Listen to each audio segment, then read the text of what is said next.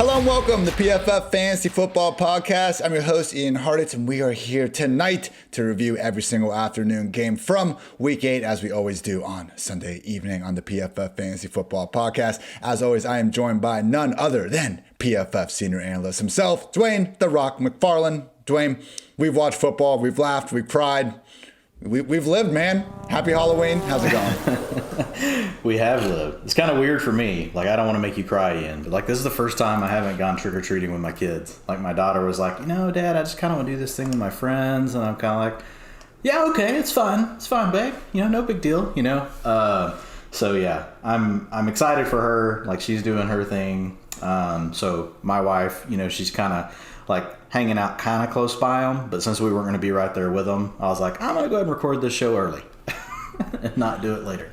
I'm still quite a bit a ways from having my kids reject me to hang out with the cooler kids, because I don't even have kids yet, Dwayne, but we'll see what happens down the road. PFF Lily was kind enough to still take my dog biscuits as I throw them to her general area. But enough of that. We got games to break down. Steelers took down the Browns in the AFC North battle 15-10. Pittsburgh covered as 4-point underdogs. The under cashed at just 43. So people, per usual with these breakdowns, I'm going to go through some of the things that stuck out for me just from watching the games, some of the sheesh moments beyond the box scores, better balls, nullified touchdown, things like that. Some injuries. Now I'll throw it back over to Dwayne, who has all of his good utilization report goods there. So Steelers and Browns. Again, Deonte Johnson, people, just keeps on keeping on. 6 catches for 98 yards in this one. Wasn't that easy. It took until the last drive where basically they designed a nice little slant for him where he kind of had a natural pick, took it 50 yards. You know why? Because Deonte Johnson is a yak monster and makes great plays with the ball in his hands. But really, people, other than that, it just wasn't much to speak of on this entire game. Najee Harris got his, because of course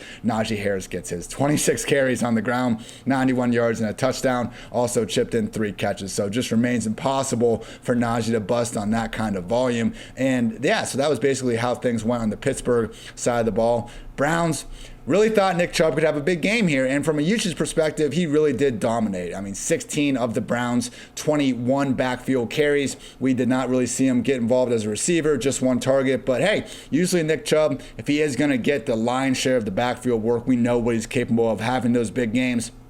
Wasn't able to get there in this one. Damian Johnson ended up stealing the touchdown from him from about the 10-yard line on one of his just 4 carries. So not going to panic. Continue to treat Nick Chubb as a top 10 running back. I think it's just more of a matter of this Browns offense, particularly the passing game being the unit that we need to severely adjust our expectations if we haven't already. And I do think most of us have done so already. But yeah, I don't want to completely throw Baker under the bus here. He did have a week high 6 drops go against him. So, Baker, the 225 scoreless yards weren't great. He also took 4 sacks, but we did have Jarvis Landry. Usually sure-handed, reliable Jarvis Landry let him down on a few different occasions. So, Dwayne, those were the main notes here. Only sheeshes I had. Austin Hooper almost had a touchdown, but the ball went off his hands. It was also thrown pretty high. I tend to not give Baker the benefit of the doubt, but I think this one might have been more on Hooper here. So take that for what it's worth. Could have been about a 5-yard touchdown. And yeah, if you didn't, see Odell Beckham out there, I'm not surprised. He had just 1 target, caught it for 6 yards. And the only other time I think it got wiped out on a hold or something, Baker nearly sent his poor friend, I don't even know if they're friends, honestly, to the hospital on a ball over the middle. Maybe in a different universe, in a different version of our simulation we live in, it's a better ball and OBJ has a chance at a 40-yard touchdown, but pretty clear those days have passed us by for now. Only injury to report, Chris Boswell, the Pittsburgh Steelers kicker. I guess it's the first kicker now since I've ever done on this podcast. But yeah, he got concussed, so hope Chris is feeling better, and that's really why you shouldn't be doing fakes with kickers and asking them to make, real football player plays. Dwayne, so Nick Chubb, what were the behind-the-scenes stats on Chubb? Because, again, he really dominated the per-carry usage. We did still see Felton and Dearness involved. How much was it the Nick Chubb show versus them really just filling in and providing what Kareem Hunt does when he's healthy?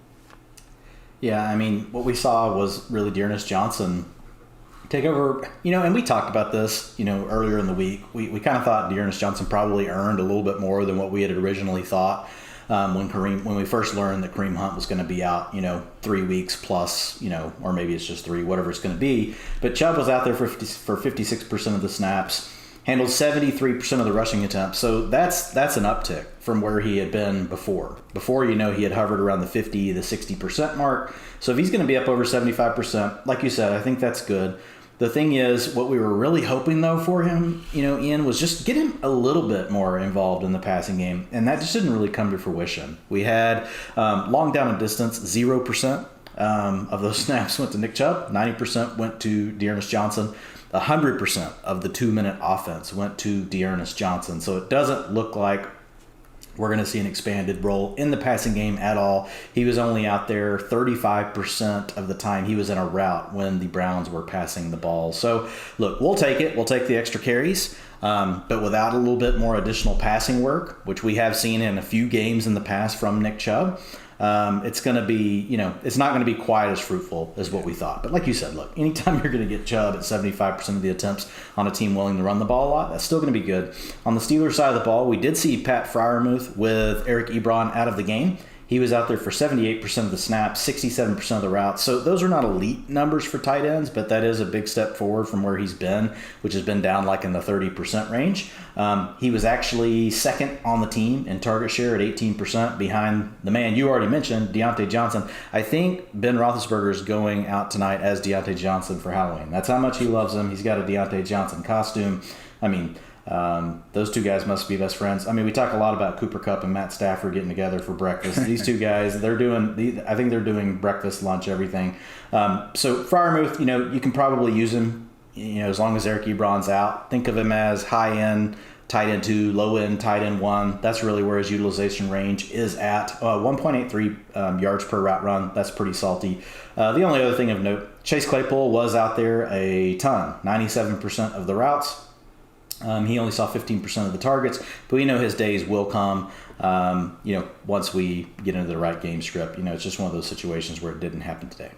And yeah, Freiermuth did actually come down with the Steelers' lone touchdown catch in this one. Pretty freaking awesome contested catch in the back of the end zone on 4th and goal. So we've seen Big Ben really trust him all season. And I think kind of start to take away a lot of what Ebron is bringing to the table. But yes, once Ebron is healthy, probably going to be just involved enough to reduce Freiermuth back to more of a tight end 2 in Fantasyland. Future is very bright though. PFF Lily stat, just a cool matchup stat. No crazy, abbreviation going on there. But it does involve Deonte Johnson. His targets in non-injury impacted games with Big Ben since week 1 of 2020. Get ready for some large numbers, people. 10, 13, 15, 10, 11, 16, 13, 12. 7 in the game that he got benched for drops against the Bills last year. After that, 13, 14, 16, 10, 12, 13. 2 randomly in a game this year when one of those he caught for a 55-yard touchdown. After that, back-to-back weeks with 13. So Deonte Johnson, even if Ben isn't efficient enough to make him a true wide receiver 1,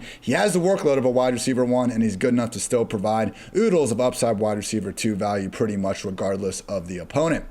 Next game, we had the Panthers take down the Falcons 19-13. I watched this game and I looked up in the fourth quarter and I was still like, how are the Panthers up 19-10 at this point in the game over the Falcons? Just one of those games. When neither quarterback is going to throw for even 150 yards, it's just hard to have too much fantasy football goodness happens in this one. I want to give a shout out though to Mike Davis, who got back, getting some usage, 9 carries, so did Cordero Patterson. So last week when we saw Davis play that 60% snap rate, only have 4 carries, I think that was probably more of an aberration, just a weird kind of game how it worked out. They aren't really kicking him to the curb in this offense, which I don't think he should be. Clearly Patterson deserves to be featured as a superior running back. He's been the better player, but Mike Davis is not bad, people, and he showed that off in the first half. First, he completely truck sticked the guy, then he hurdled a fellow professional athlete, and later he had one those sick cutback runs that just, will take a film analyst from 6 to midnight wants to get the all 22 in their hands. So truly, Mike Davis making a ton of good things happen.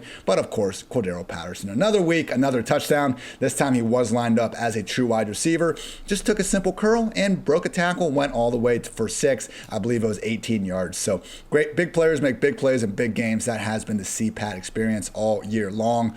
Multiple sheeshes in this one, though. We had DJ Moore drop a perfectly thrown touchdown touchdown from Sam Darnold would have been good for about 10, 13 yards, if my memory serves me correctly. We have seen DJ battle with the drops, but again, Dwayne, we don't really care about drops. They tend to just indicate a player is getting open a lot. So I know it's been an annoying stretch for DJ Moore. Just continue to go back to him. He's got the volume, he's got the talent, and hey, if people really want to sell high on, I mean, not at this point, sell low on DJ Moore, I find it tough to believe, but if those people are out there, go ahead, because Robbie Anderson, unfortunately, could be out for a little bit. I didn't see if he for sure got put in the concussion protocol, but man, he got jacked up when Darnold really just laid him out to dry, man. It was another hospital ball. It's what got Terrence Marshall put in the concussion protocol a couple weeks ago in the first place. So Darnold, we still saw a couple occasions of him making these tight window throws, but more and more, you can just really tell that not only is he, it's almost like, Dwayne, we were talking about this on the NFL pregame show that I do every Sunday with the gang. Like,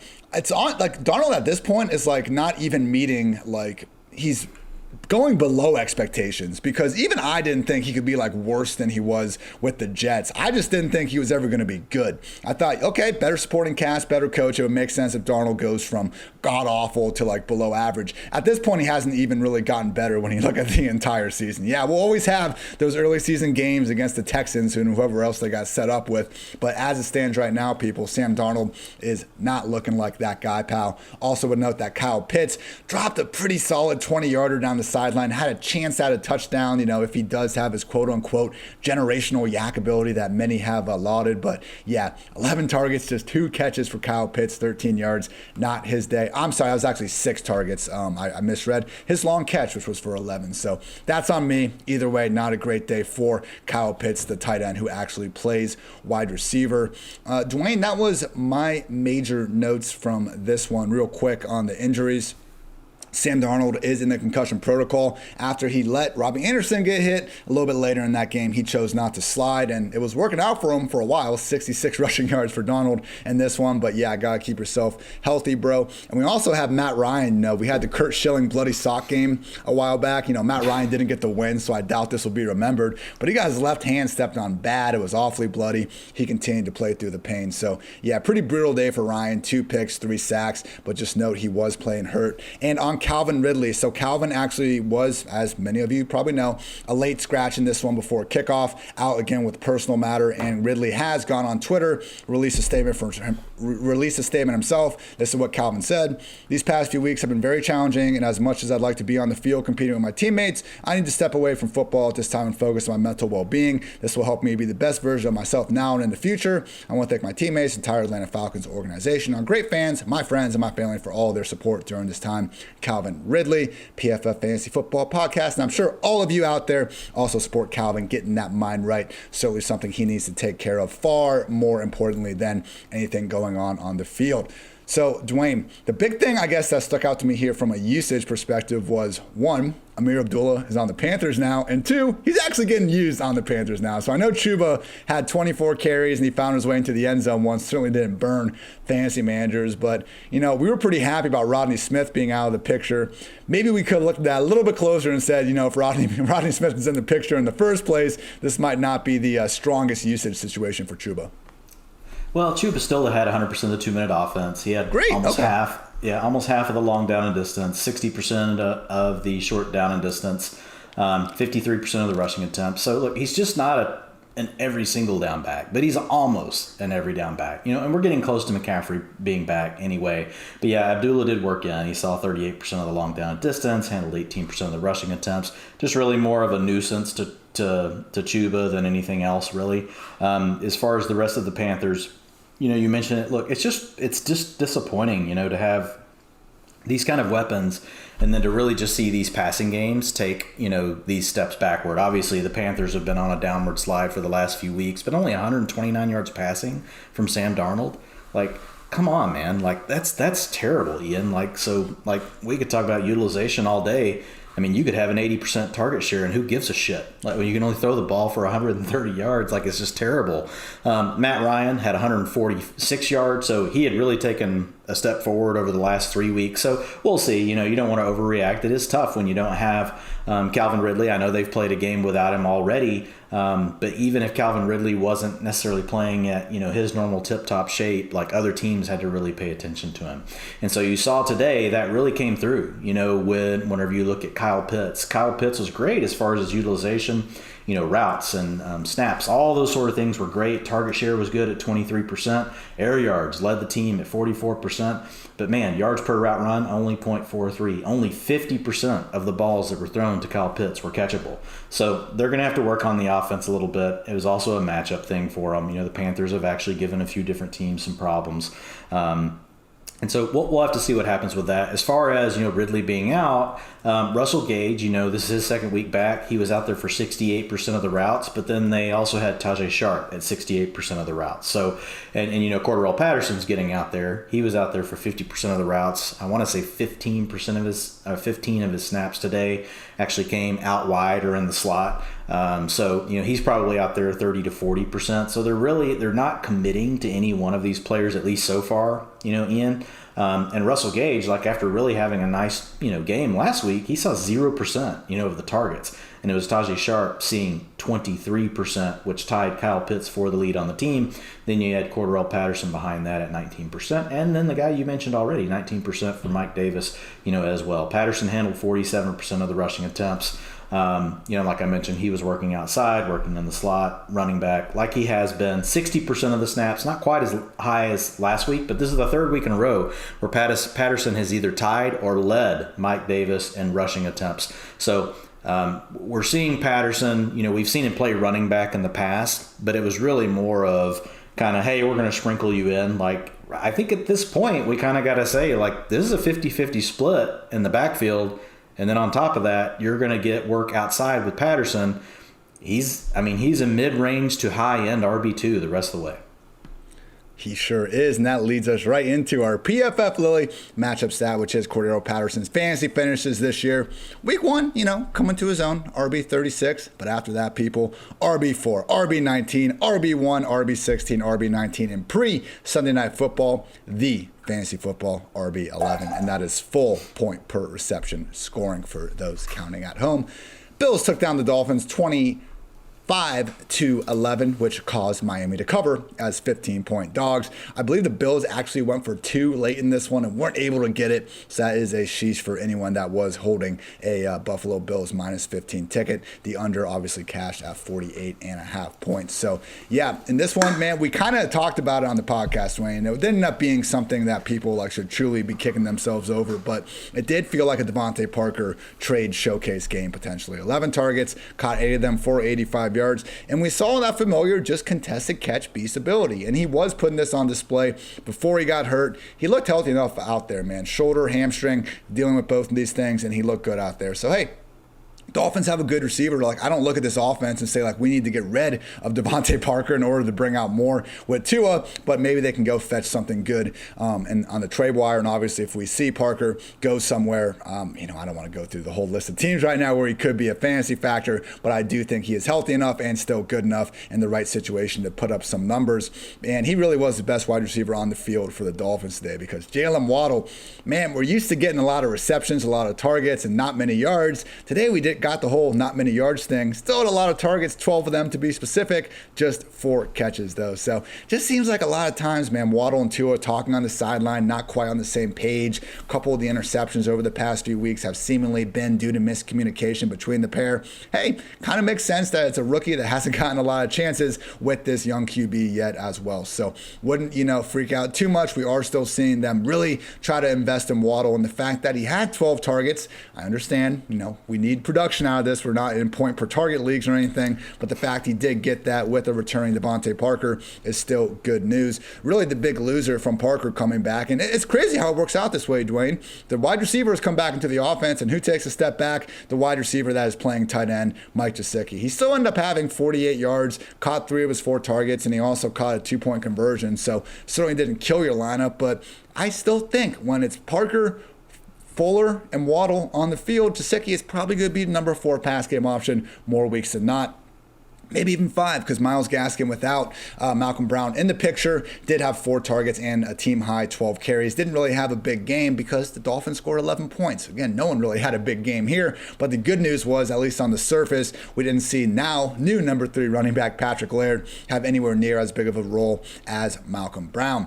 On the Bills side of things, so Manny Sanders goose-egged, but this isn't something that we should really freak out about, people. He actually led the week in unrealized air yards. He was the only guy over 100 in that. And again, for those that don't know that metric, basically air yards, if I throw a 50-yard incompletion to Dwain, he gets 0 reception yards, 50 air yards. So when we take that difference, that'd be minus 50 unrealized air yards there. And that basically shows you, it should show you some potential boom candidates, guys that have had much better volume than their box scores would indicate. So Sanders could have been a bigger day, but wasn't. And honestly, it just wasn't one of Josh Allen's sharper days. He did miss Sanders on what could have been a chunk like 50-yard touchdown down the sideline. It would have needed to be a perfect throw, but you know what? Josh Allen was pretty perfect for most of 2020. So slight, smaller on the sheesh scale, I would say, than usual, but still a sheesh nonetheless. And then also Stephon Diggs, who did catch 5 passes of 40 yards and a score. Looked like he had all sorts of running room early on a play where Allen got outside the pocket. Unfortunately, just sailed it right over and missed him. So Diggs continues to have good, not great games. Obviously, someone you're going to continue to start every week, and I do think once we get the best version of Diggs with the best version of Allen in a single game, which happened all the freaking time in 2020, we're going to see him back into that top 5. The real winner of the day was Cole Beasley. 10 catches, 110 yards, and 0 scores on 13 targets, with Byron Jones and Xavier Howard really paying most attention to these outside guys. It made sense that we saw Josh go to more Beasley. And then, like we said here on the PFF Fantasy Football Podcast, who won out with Dawson Knox? Sideline Tommy Sweeney? Nope, it really was Gabriel Davis. 5 targets, caught 4 of them for 29 yards, and had an easy red zone touchdown. So Gabriel Davis and, again, Tyler Johnson, those have kind of been the 2 receivers we pinpointed here on this podcast throughout the year as just saying, hey, if you can have the roster spot, if you want to get a wide receiver 4 that has the potential to really take a leap up if one of the team's top 3 receivers go down, Gabriel Davis is that guy. Josh Allen also chipped in 55 yards and a rushing score on the ground because, of course, he did. He's Josh Allen, a fantasy football superstar. Even before Josh became a great real-life quarterback, he was always great in fantasy, people. So it's business as usual for Josh.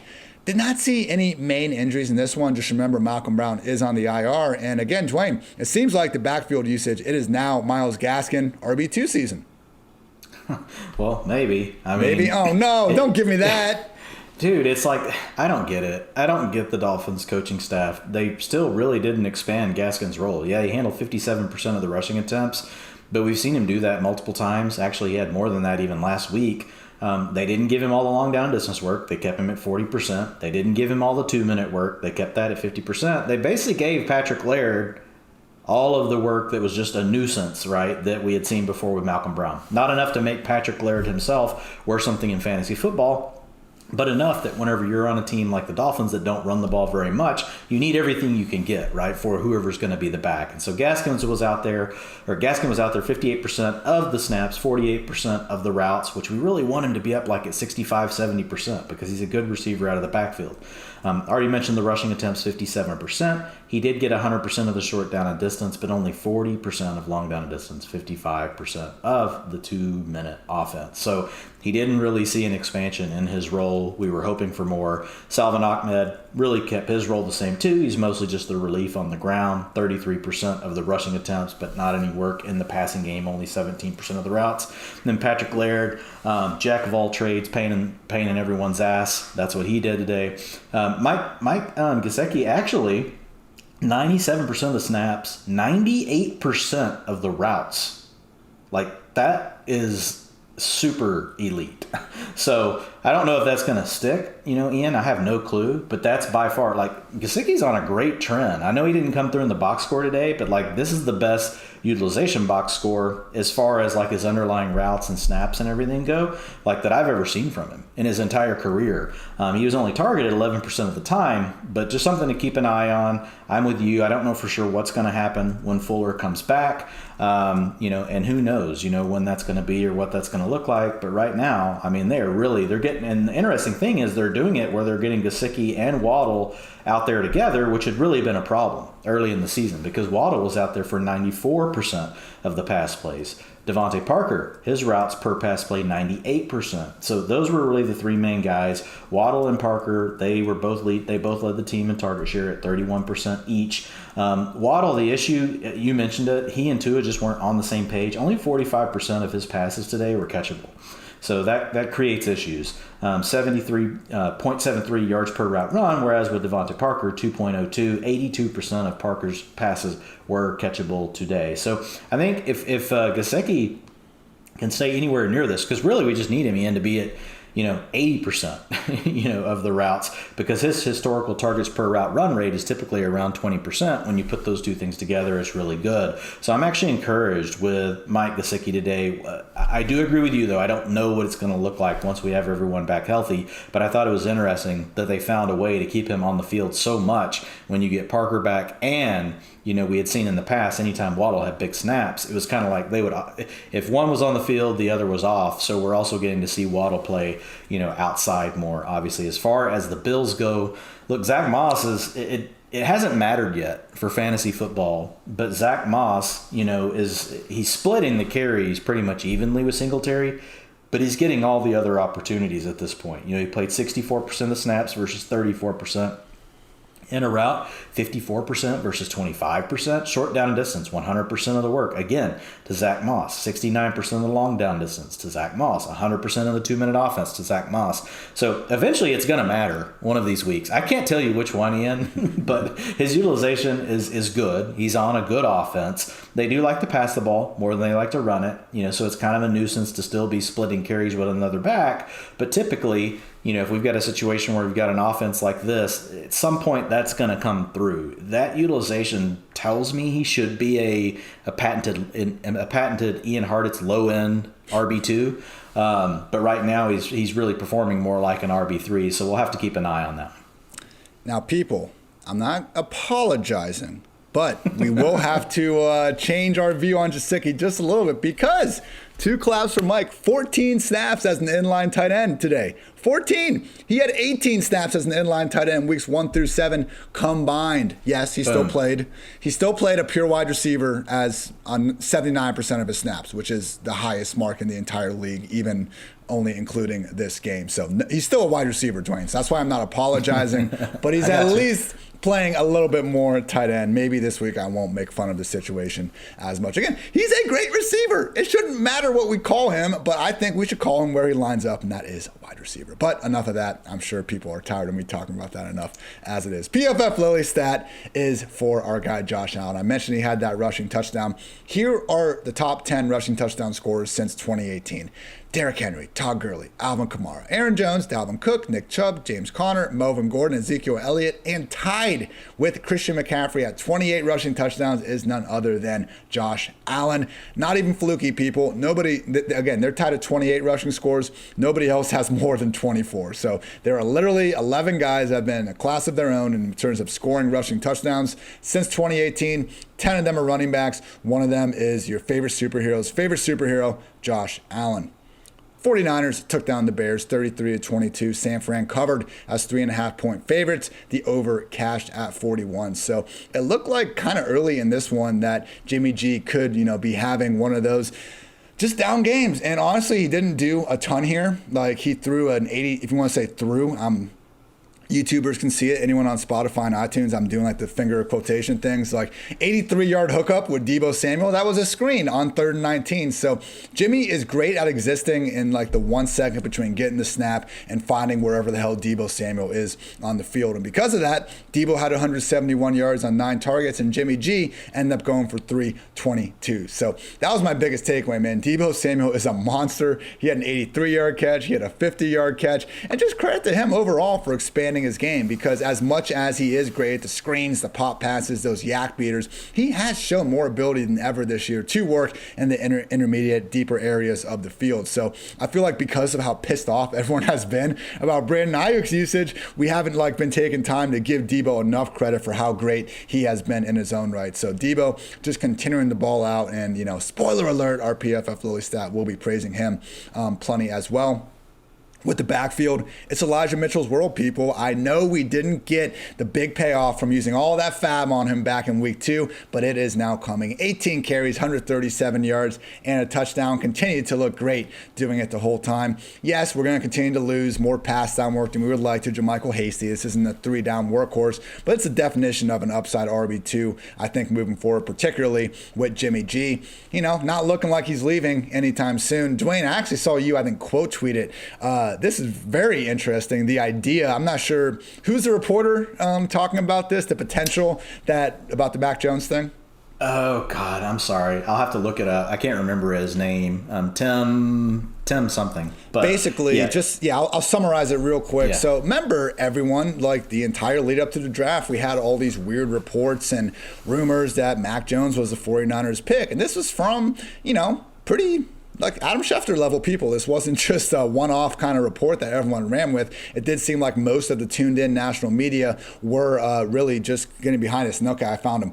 Tim Kawakami, if I'm saying it right. So he said, I know you don't do pronunciations, so I gave it a shot again.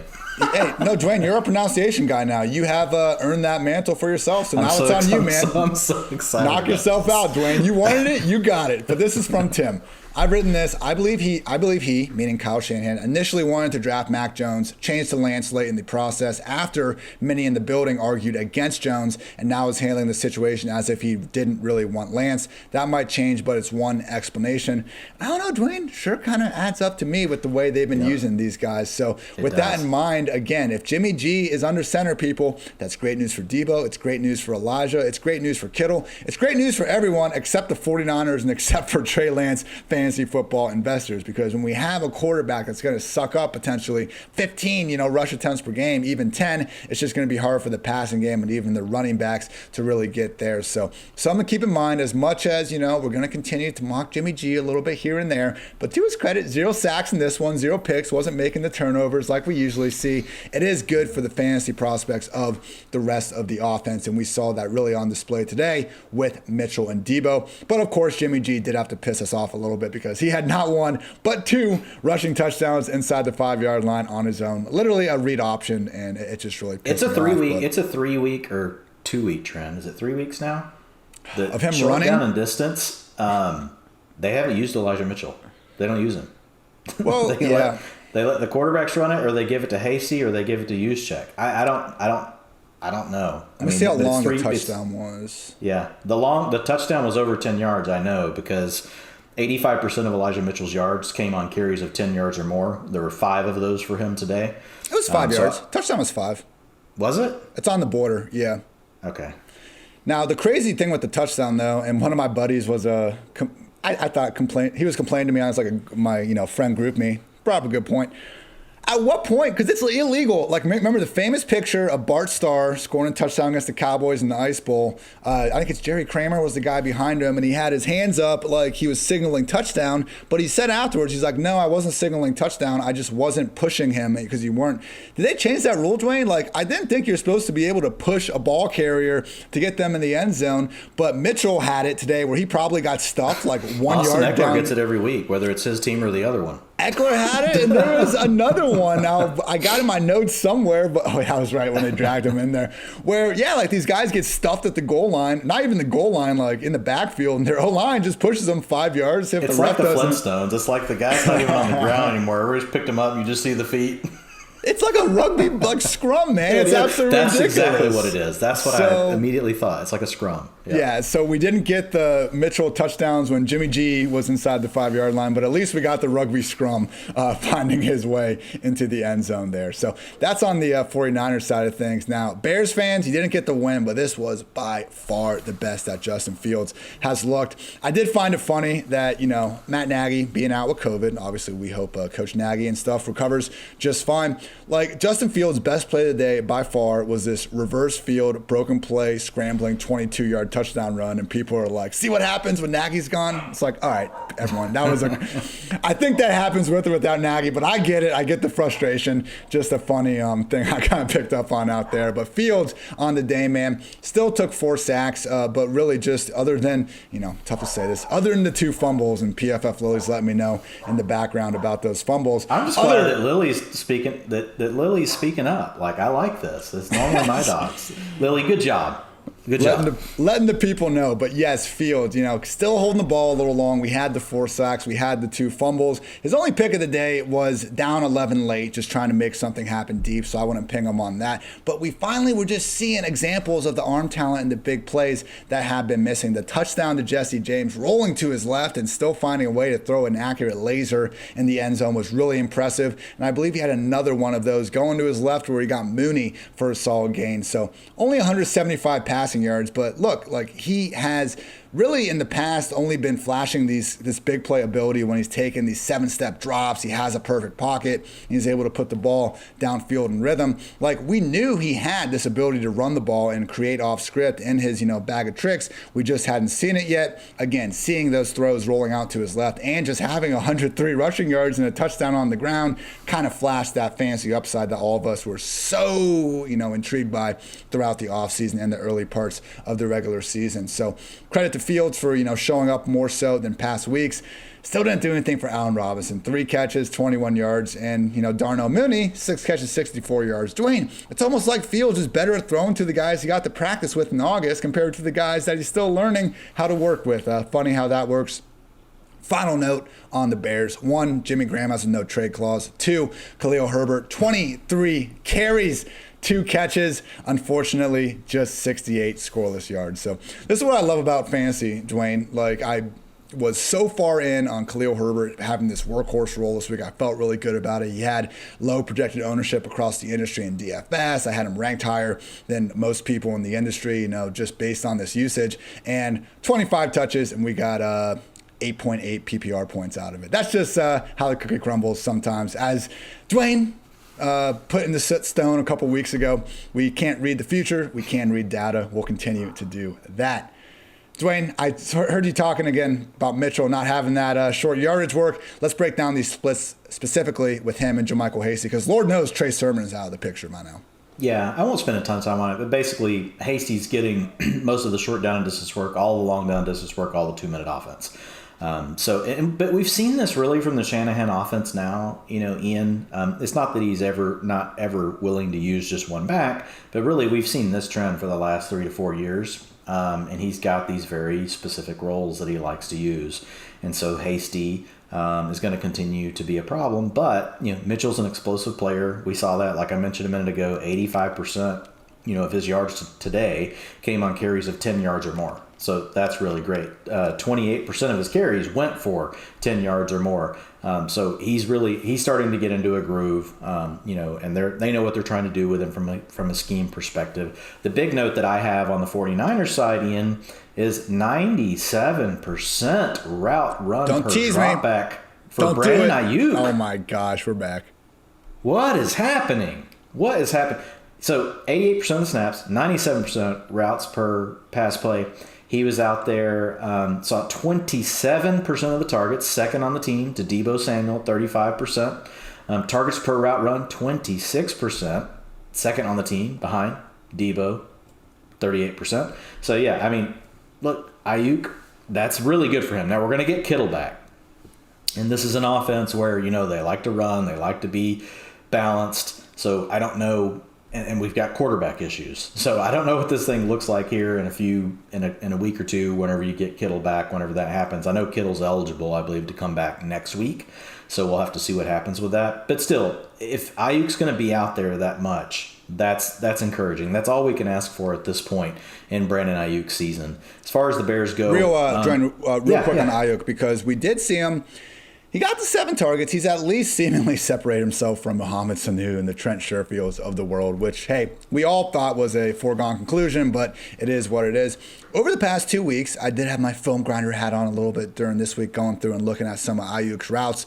They have been trying to get him some big play opportunities, and we got to give Shanahan a little bit credit for that. Against the Colts, there was a play. So usually they have Kittle run this route, but he basically does a post corner, but they run it so like he's like doing like almost a flag to like the open part of I the saw field. this play. Yep. Yeah, against the Colts, and Ayuk had the guy twisted, wide open Big time. downfield. Jimmy G wanted to throw it there. He just got hit as he was throwing, so it didn't work out. And then this week, they actually put Ayuk as the lone receiver to his side, and like they did some motion on the other side, set up a one-on-one situation for Ayuk. Jimmy G put the slant on target, and honestly, the Bears defender just made a perfect play, got his hand in there at the last second. So I know we haven't gotten fantasy points for these things, and it could be a case where Kittle comes back and all of a sudden he's getting these high leverage opportunities. But small baby steps, Dwayne, that at least we know. We have what now I'll say compared now to is like 5 weeks ago. Ayuk should at least be on rosters in most formats. There we if go. you're in a really small format, you have to worry about it. If you're in a medium to a larger league, Ayuk should be on rosters. As of a week ago, like honestly, like we couldn't even say that. I mean, it's just basically like, well, you got to release Brandon Ayuk.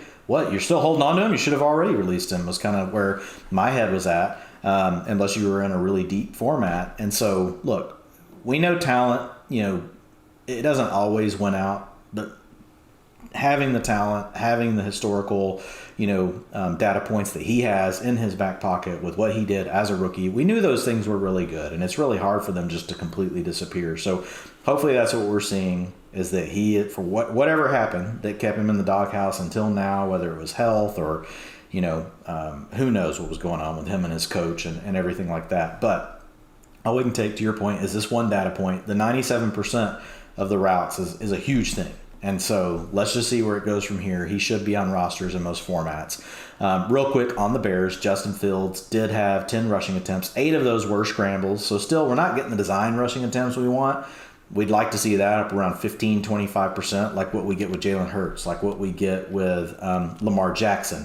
It was only at 4% today, but those 8 scrambles were really good, as you've already mentioned. And you heard me talk about Elijah Mitchell and what he did. So 81% of Justin Fields' yards also came on runs of 10 yards or more. He equaled Mitchell. He had 5 of those as well, and he did it on far less, work. He only had 10 opportunities to run the football. So that was really good for Fields. Like you mentioned already, so I won't spend a lot of time. Like still a long time to throw, still taking too many sacks, still things that I don't necessarily love. But what we're seeing with Fields is this is what we talked about early on. Is look, he could just be an average quarterback, but if his legs are engaged and we get to use that facet, right, it's really hard for him to not be a top 10 quarterback every week. And that's what we're going to see this week. So let's see if we can keep the momentum going. Khalil Herbert, we've got next week, and then you get a bye week for the Bears, so you'll probably get, David Montgomery back after that. I say probably. I haven't heard anything new on Montgomery, so we'll have to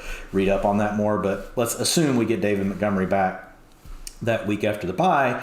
I think Herbert has done enough at this point, Ian. I'm kind of wondering, does Damian Williams even have a role anymore? Like today, Damian Williams, and it could still be COVID. I mean, we are 2 weeks removed. I know you mentioned that last week, but 6% of the snaps today, that's it. 7% I did see one note, and so with injuries, I try to see what I can on Twitter. I see what I can during the broadcast, and then I have 2 or 3 sources that I just comb through to see if they have updated anything. So I didn't see it with my own 2 eyes or on Twitter, but someone is saying that Damian Williams suffered a knee injury, wasn't able to return afterwards. So something to keep an eye on throughout the week.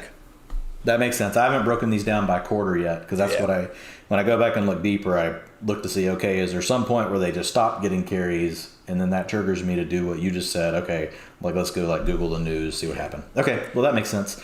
That's really it on the Bears. We can move forward. Yeah, and at one point it looked like Herbert actually got banged up, but he obviously came back out there, handled that gigantic workload. PFF Lily stat is for Deebo Samuel in this one. And it's our yards per route run leaderboard. Again, one of, I think, the best stats that PFF offers. And if you just want to try to figure out the most efficient wide receiver in the NFL, what better way than yards per route run? Just 4 players are at least 3 yards per route run this year. Jamar Chase has exactly 3. Devontae Adams at 3.25. Cooper Kupp at 3.35. And in first place, Deebo Samuel, 3.69. I think that's going to come back down closer to 3, if not below, because pretty much only Julio is topping 3 over the past decade, and he is barely doing it. So the fact that Deebo is at this large of a number of people, truly exceptional stuff. Next game, don't have a ton for you here, everyone. Eagles massacred the Lions 44-6. Philly obviously covered as 4-point favorites. The over just barely hit at 48. And you look at this game, I mean, the Eagles passed for 114 yards. The Lions passed for 171 yards. So, yeah, if you had a receiver here, good chance. If you had a wide receiver here, I can guarantee you nothing good happened. But we did at least get TJ Hawkinson, 10 catches for 89 yards, and Dallas Goddard, 6 catches, 72 yards. Basically, nobody else was able to get anything going as far as wide receivers go. Jalen Reagor did suffer a seemingly nasty-looking ankle injury. He needed to get carted off. Hopefully, that's not too serious, but never want to see those carts involved. And, yeah, man, Devontae Smith, only 3 targets. It was the most among anyone that wasn't a tight end. But, when Jalen Hurts completes 9 passes and only throws the ball 14 times, it's going to be tough. So I do think this week, little bit of an outlier. But, yeah, Devontae is someone, unfortunately, sliding more towards that wide receiver 3 borderline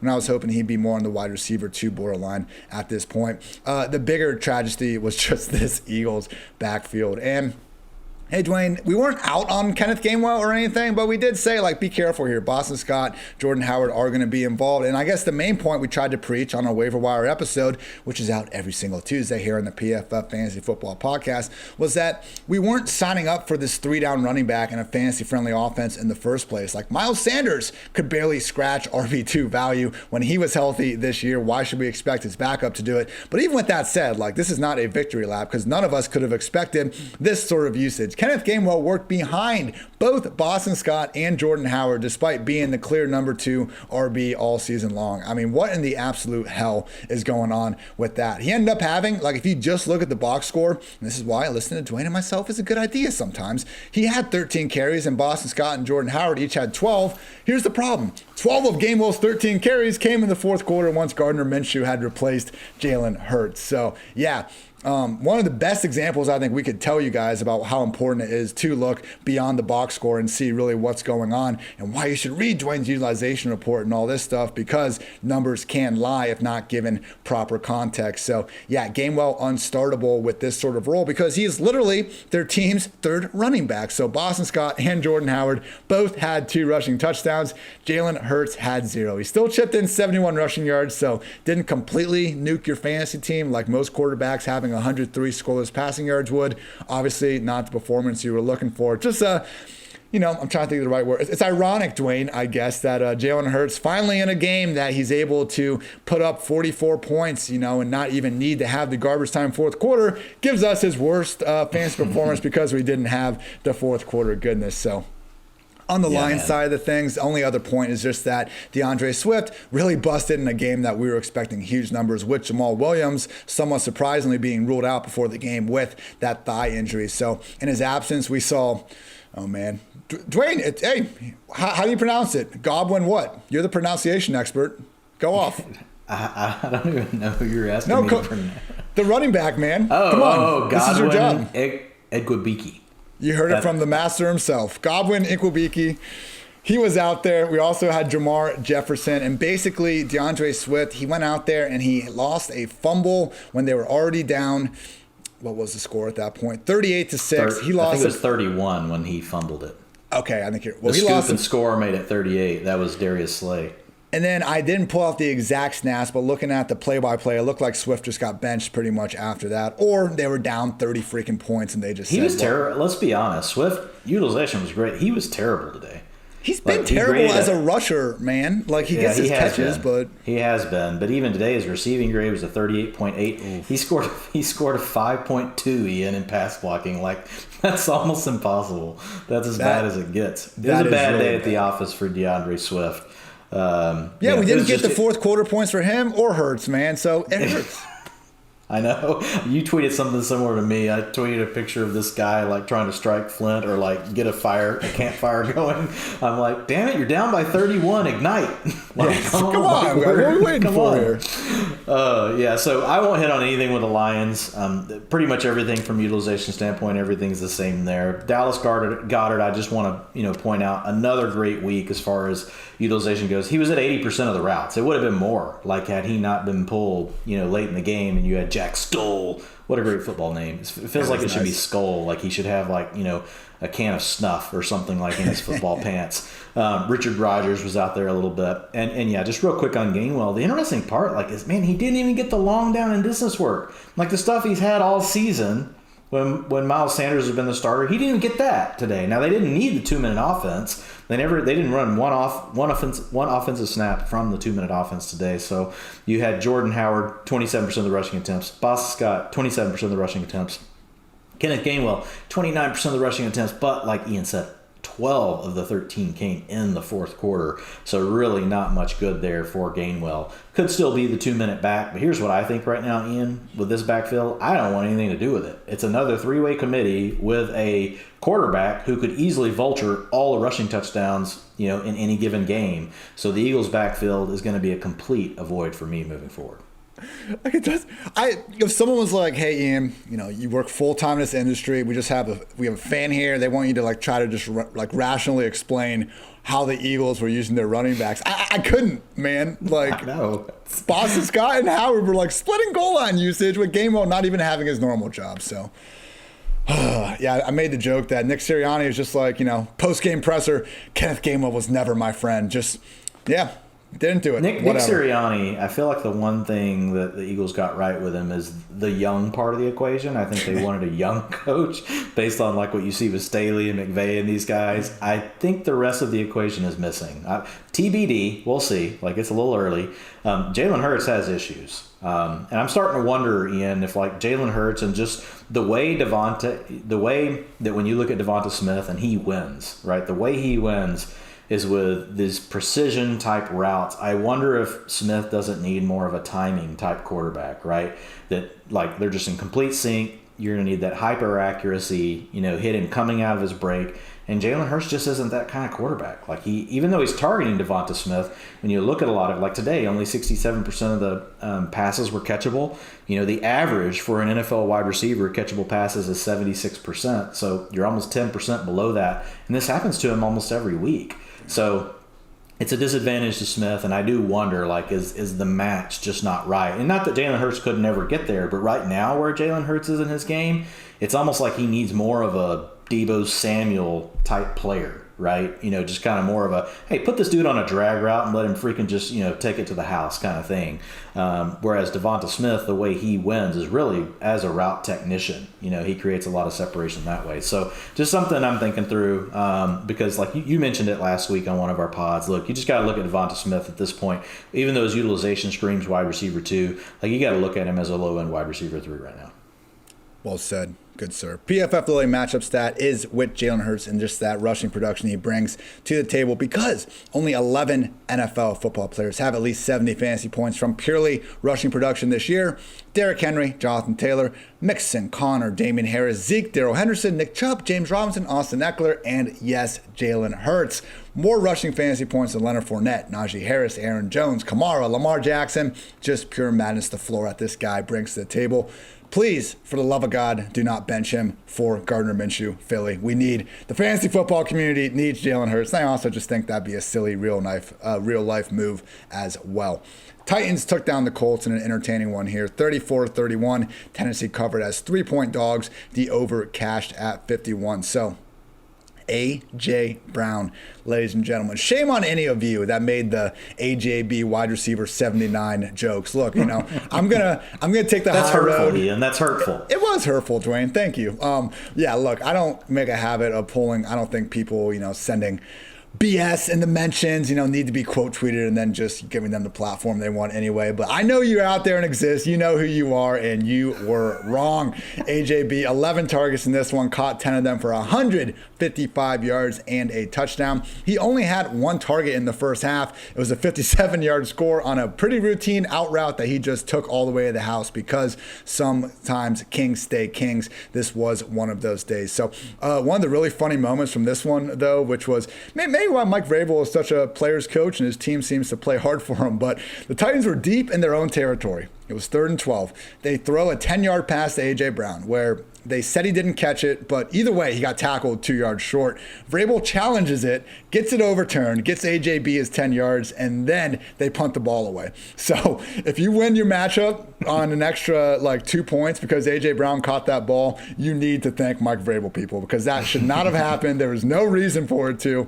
Credit to Vrabel for looking out for the fantasy footballers in the world. So awesome game from AJB, and it's just scary with this Titans team that they've now beaten the Colts and the Chiefs in consecutive weeks and really got nothing out of Derrick Henry. 28 carries for just 68 yards in this one, nothing. And Jerry McNichols, of course, we had to get the screens and get Jerry McNichols out in the open field, not Derrick Henry. I mean, what the hell is this sometimes, man? There was an overtime play where they ran a design screen for McNichols with Derrick Henry standing on the sideline. So 28 touches, I get it. He's getting fed more than anyone ever. You can't give him every single touch. It's just happened several times this year. There was a 4th down late in a game earlier this season where Henry was standing on the sideline. So beggars can't be choosers. It just does confuse me when that happens. But yeah, credit to Tannehill. 3 touchdowns. He had 2 early picks. The Colts, got up 14. It looked like this one could be turning into a romp for Indy, but Tannehill did not let that happen. Kept them in this game and ultimately got that overtime win.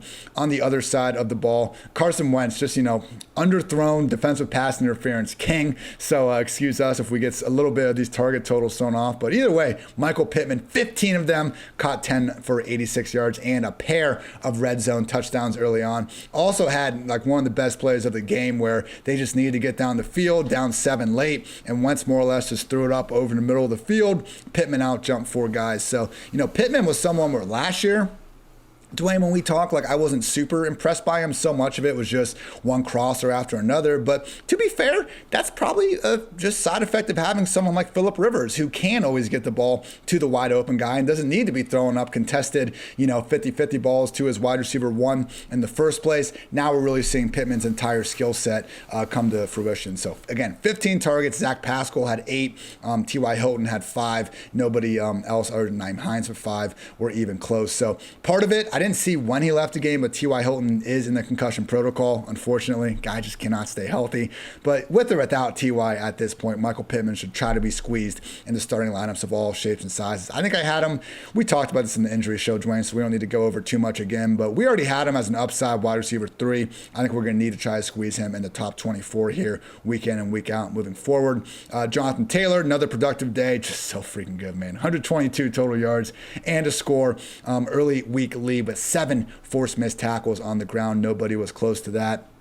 And yeah, only other note is Wentz. We've been giving him credit recently. This was not one of those days. The pick 6 that he threw to really just force the issue in the first place. This was a 24-24 game with under 2 minutes in the 4th. And Wentz tried to pump fake a screen, and then it seemed like he kind of lost the ball. Ended up having to throw it left-handed from his own end zone and just threw it right to a Titans player who more or less walked into the end zone to take a 7-point lead. And then Wentz, drove him down the field. He had the nice, toss-up throw to Pittman. But yeah, otherwise it was Ashton. How do you say his last name? Ashton Dulin. Dwain, you can check my pronunciation there, but I think I got it. And other than that, it was just a lot of these underthrown defensive pass interference balls. Can we get Torrey Smith out of retirement here and see what he can do in Indy? I think it'd be the perfect fit. Definitely going to try to find some stats this week that help quantify just how much Wentz is picking up on these. So 34-31 three turnover worthy plays for Wentz today. 0 big time throws. Yeah. We've had it was a long time where he didn't have any turnover-worthy plays, and we gave him credit for that. So, Colts fans are not hating on your guy. We're just reading the data, watching the film, and this was objectively a bad game for him. But the one thing that brings a smile to my face, Dwain, in this box score, no Marlon Mack. Two RB committee again. Let's go. Yeah, man. Jonathan Taylor handled 74% snaps, 58% of the routes, which you get it.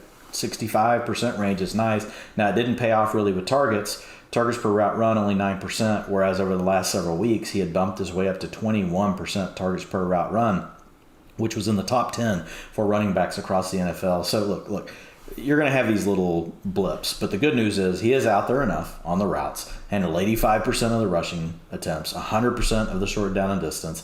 Long down and distance, 2-minute offense, that still pretty much goes to Nyheim Hines, but Taylor's not a complete blank on long down and distance. handled 53%. He's been right around 50% for the last few weeks. So we know when they go to the 2-minute, they're going to use Hines. But if that's all they're going to do is use Hines for the 2-minute offense, 30 to 40% of the long down distance, and just to spell Taylor, and to your point, we don't have to deal with Marlon Mack, that would really go, a long way. Because just look, I know it doesn't seem like a lot. Like when you look at the box score and you're like, Marlon Mack, like 4 carries. Well, 4 carries that could have all gone to Taylor whenever you're getting 16 and it could be 20 and you're a talent like him, it just adds up, over the course of a season. So we'll have to see. But overall, yes, it's encouraging, for Taylor. Utilization was strong. He was able to get a touchdown late in the game. Could have really had one early in the game. Kind of frustrating, Ian. The Frank Reich thing. The more I watch Frank Reich and I watch these games, I'm like, man, what is he thinking? They get Jonathan Taylor. It's like a 3rd and 8 inside the 10. They do a draw play to Taylor. He makes a nice read, then he slips a tackle, makes a little juke move, falls forward, gets the first down to give him a new set of downs. What do? The first play. The very next play, they decide, let's get Kylan Granson, basically a rush attempt. It's one of these little push pass things.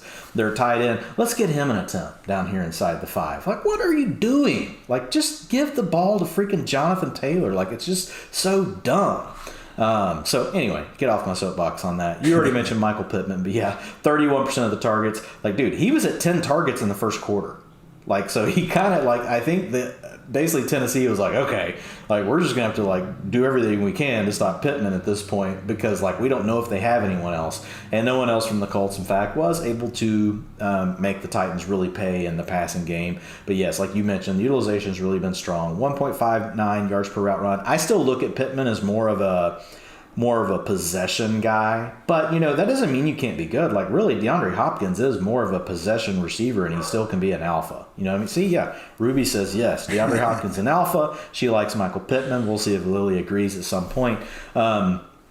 But that's really all I have on the Colts. If you look over at the Titans, the Browns are the A.J. Browns. I love A.J. Brown so much, it's the A.J. Browns. My dog really loves A.J. Brown, more than me. 33% target share, 45% of the air yards. And again, man, 35% of his targets coming on play action. We mentioned this on the Collinsworth podcast. He's at 46% on the year, so he's going to come down a little bit, by far leading the NFL in the percentage of his targets that are coming on play action. And you mentioned earlier, look, Derrick Henry, getting all this work every single week, and teams really, there's a difference with Henry. I do believe, I don't have the data to support it, but I know with most teams you don't have to run the ball for play action to work, and I think that's still always going to be true. But when you have a back like Henry, man, it's just he's so tough to bring down.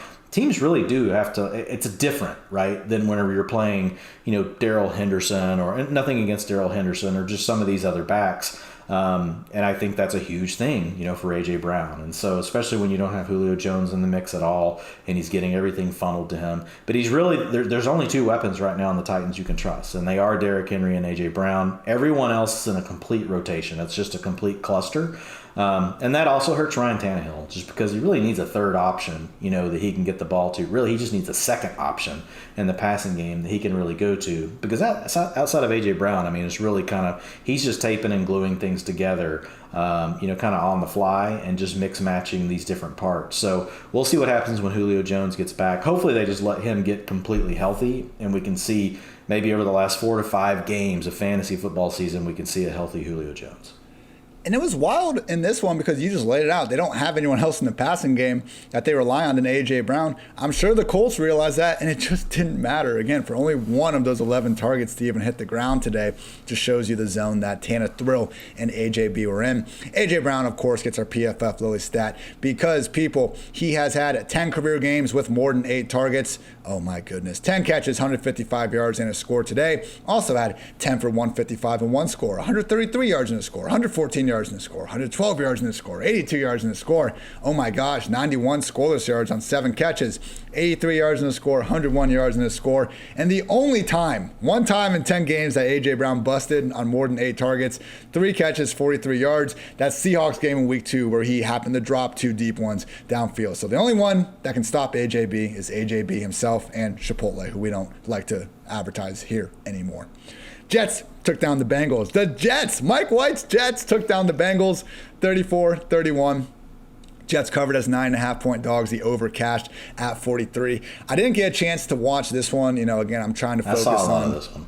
Yeah, I saw it from the side. I still have a lot to say, but I did, just want to go back tomorrow and watch it again because, Mike White seems to deserve that because apparently he's maybe the best quarterback we've ever seen. Now, not going that far, but seriously, what a game! He did throw 2 early picks, and I believe they were both tips. So I don't even want to. I don't want to blame him for those. Otherwise, people. 37 for 45, 405 yards, and 3 scores. Managed to find Ty Johnson, Tyler Kroft, and Braxton Berrios. Now, the Berrios one sure didn't look like a touchdown when he caught it. He was like bobbling it out of bounds, but whatever. They counted it. It'll work for the fantasy points. I don't think too many of you were facing off against Mike White or Braxton Berrios anyway. Shouldn't be that big of a deal. And, honestly, I thought it wasn't bad luck because it wasn't a touchdown, but we need some sort of institution, Dwayne, like a judges panel, where if a catch is just dope and sick enough, we need to count that regardless of if you maintain possession or get 2 feet down. Because Keelan Cole had an incredible one-handed catch in the end zone, but couldn't complete the process. It was a God GAWD moment. It was incredible. He's done this before too, man. Like 2017 or something with the Jaguars. He had another sick Beckham-like one-hander. So Keelan Cole, man, only kind of hear about him once a year. But if you go back and, I love in the offseason just watching those like best catches of the NFL season, YouTube videos for hours and all that. And you'll see guys like Keelan Cole pop up here or there. This one should definitely be in that montage if any of you YouTube creators are out there looking to get a head start on that. But yeah, the big story was current RB1 Michael Carter, 15 carries, 77 yards, and a score on the ground. Oh, and he also caught 9 passes for 95 yards. Mike White likes to get his RB1 involved, and that is Michael Carter with the Jets.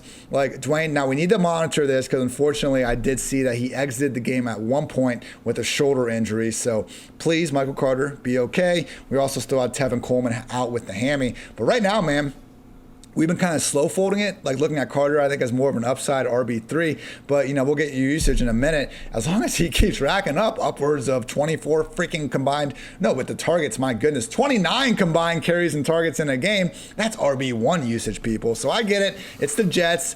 I'm cautiously thinking Mike White isn't going to be this good every single week. Call me pessimistic. I don't know. But Michael Carter, either way, is really trending towards being a must-start guy. Unless that shoulder injury is going to be an issue, I would say he is a must-start guy here moving forward with this kind of work, particularly in the pass game. So we also saw Jamison Crowder have 8 catches, 84 yards, and even Ty Johnson, 5 catches, 71 yards, and a score. As always, people, we can live with 2 backfields. 3 or more is when it gets a little bit messy. So even Ty Johnson at this point, not someone I'd want to actively start, but Michael Carter at a minimum is absolutely eating here as of late. He finished last week, I think, as the overall RB6, legit RB1 usage and production right after that Jets Week 6 bye. On the other side of things, Joe Mixon, not the best game on the box score, 14 carries, 33 yards, and a rushing touchdown, but he also chipped in 58 yards receiving and a tutty. Dwayne, they drew up this kind of throwback screen. They had Tyler Boyd get the ball, and then he threw it to Mixon. Mixon looked freaking great when he accelerated in that open field. Ended up flipping over himself, while he tried to get into the end zone. So 46-yard catch and run. But I just think that sometimes people look at Mixon too much as just this volume-induced guy that we only care about in fantasy because of all the touches he get. Usually, people, you get these amount of touches because you're a great player, and we have seen some flashes from Mixon being that great player over the past few weeks. So great stuff from Joe in the 2-touchdown performance. Jamar Chase did drop an early touchdown. It hit him right in the freaking hands, or maybe even the chest. Whatever. Should have caught it early on inside the 5-yard line. Did get another chance later that he did catch and score for 6. So that was good to see him come back. He didn't visualize the white stripes on the first one. Second one he did. Got his ass. I think in my sheesh alert, I was like, oh, he thought he was in the preseason again. So we're all looking at different ways to have fun with still one of the best wide receivers in the game, regardless of experience. So not a big day from Jamar. Only caught 3 of his 9 targets. But what happens when defenses start focusing more on Jamar? We get T. Higgins going for 97 yards, which included 54-yard bomb and just an awesome contested catch. And also Tyler Boyd, 69 yards and a touchdown. Joe Burrow in this one ended up racking up 34 pass attempts. Now, the Jets scored scored 17 points in the fourth quarter. It wasn't like this was some back and forth shootout that would get Burrow throwing the ball a ton more than usual. Either way, it was good to see those other guys start to get a little bit more production. So let me see if I have any other notes here. Tyler Boyd could have had a second touchdown. He got wide open inside the 5-yard line.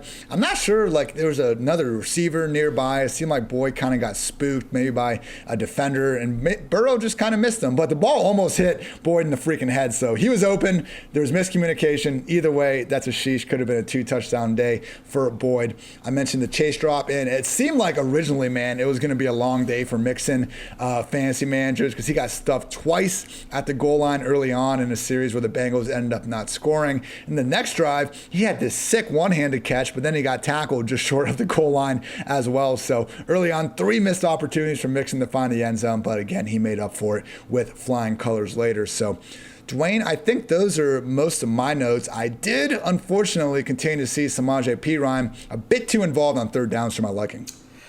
Yeah, man. Samaje Perine, 73% of long down distance, 27% to Joe Mixon. So not what we want to see. Chris Evans, miss this game. So that's 2 weeks in a row that we've seen Mixon not get that work. But Mixon did get 88% of the rushing attempts, 76% of the snaps. But his utilization in the passing game is going to be a little more flaky. It's going to be a little more like a Jonathan Taylor. It's not going to be terrible, but you're going to need them to design some things for him. He's going to need to be the first read. It can't just be check down stuff. It can't be late read type stuff. And it's just tough on first and second down. They don't look to the backs, a ton. So we'll have to see what happens with that. But as far as the rest of this game, the big news really is Michael Carter. 70% of the snaps, 61% routes per dropback, 56% of the rushing attempts, 75% of the short down and distance, 63% of the long down distance, and half of the 2-minute offense. 41% targets per route run. Like, that's nuts. 28% target share, 2.97 yards per route run as a running back. So Michael Carter, go have a day. Scored well across all of his grades are good. A 71.5 in receiving. Rushing grade was a 74.8. So he's looking really good. And like you've mentioned him last week. You mentioned him. We've been mentioning him for a few weeks now. But it does seem like we're kind of at that point where you're going to be able to count on him for 60 to 70%. Of the snaps. He's going to be probably right. I mean, he's been at 59% the last 2 weeks in rushing attempts. Today he was at 56%, so he's right around that. And his routes have been, somewhere between 50 and 65%. He was at 61% today, and he just seems to be getting more confident. So I feel like his role's pretty defined at this point. He's going to be the lead back. He's involved in every phase of the game. So what's good about that, Ian, even though he's not 100% every down back getting everything, and there's very few of those in the league, but he's very close to that. But what's good about the way they're utilizing Michael Carter is there's not a game script that can basically write him out, because he's getting used across all these situations. Basically, they're using Ty Johnson to rotate in, and he can play a little bit of all those roles as well. But it's really all around Michael Carter getting the majority of all those situations. So whether the Jets are getting blown out, whether it's a close game, or whether they're leading, Michael Carter is going to be able to stay on the field. And that's important, especially with a team like the Jets, because we know they're also still going to be very prone to blowouts. When you look at Mike White today, really the behind the scenes stats kind of stuff, yeah, he had a nice day, but basically he just killed the Bengals with checkdowns.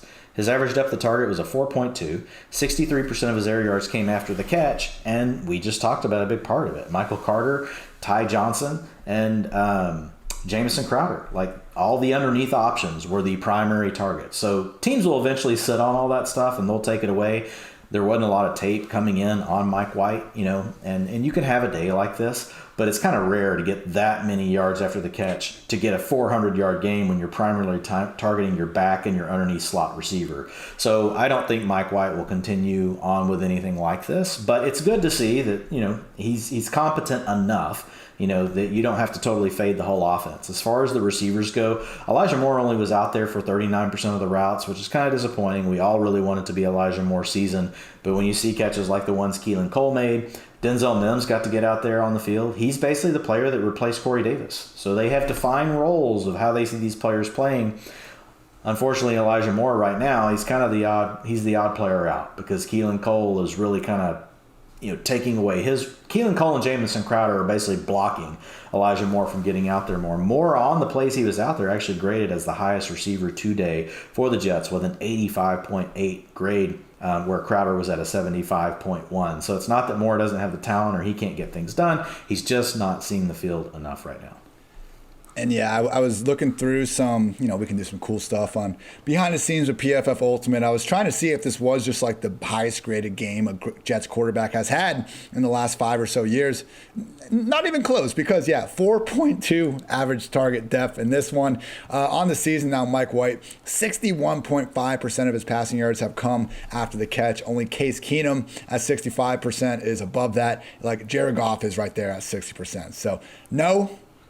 Have a day, Mike White. You killed it, but no, people were really not expecting this to become an every week occurrence. But with that said, we got the quote of all quotes from Ty Johnson on Mike White.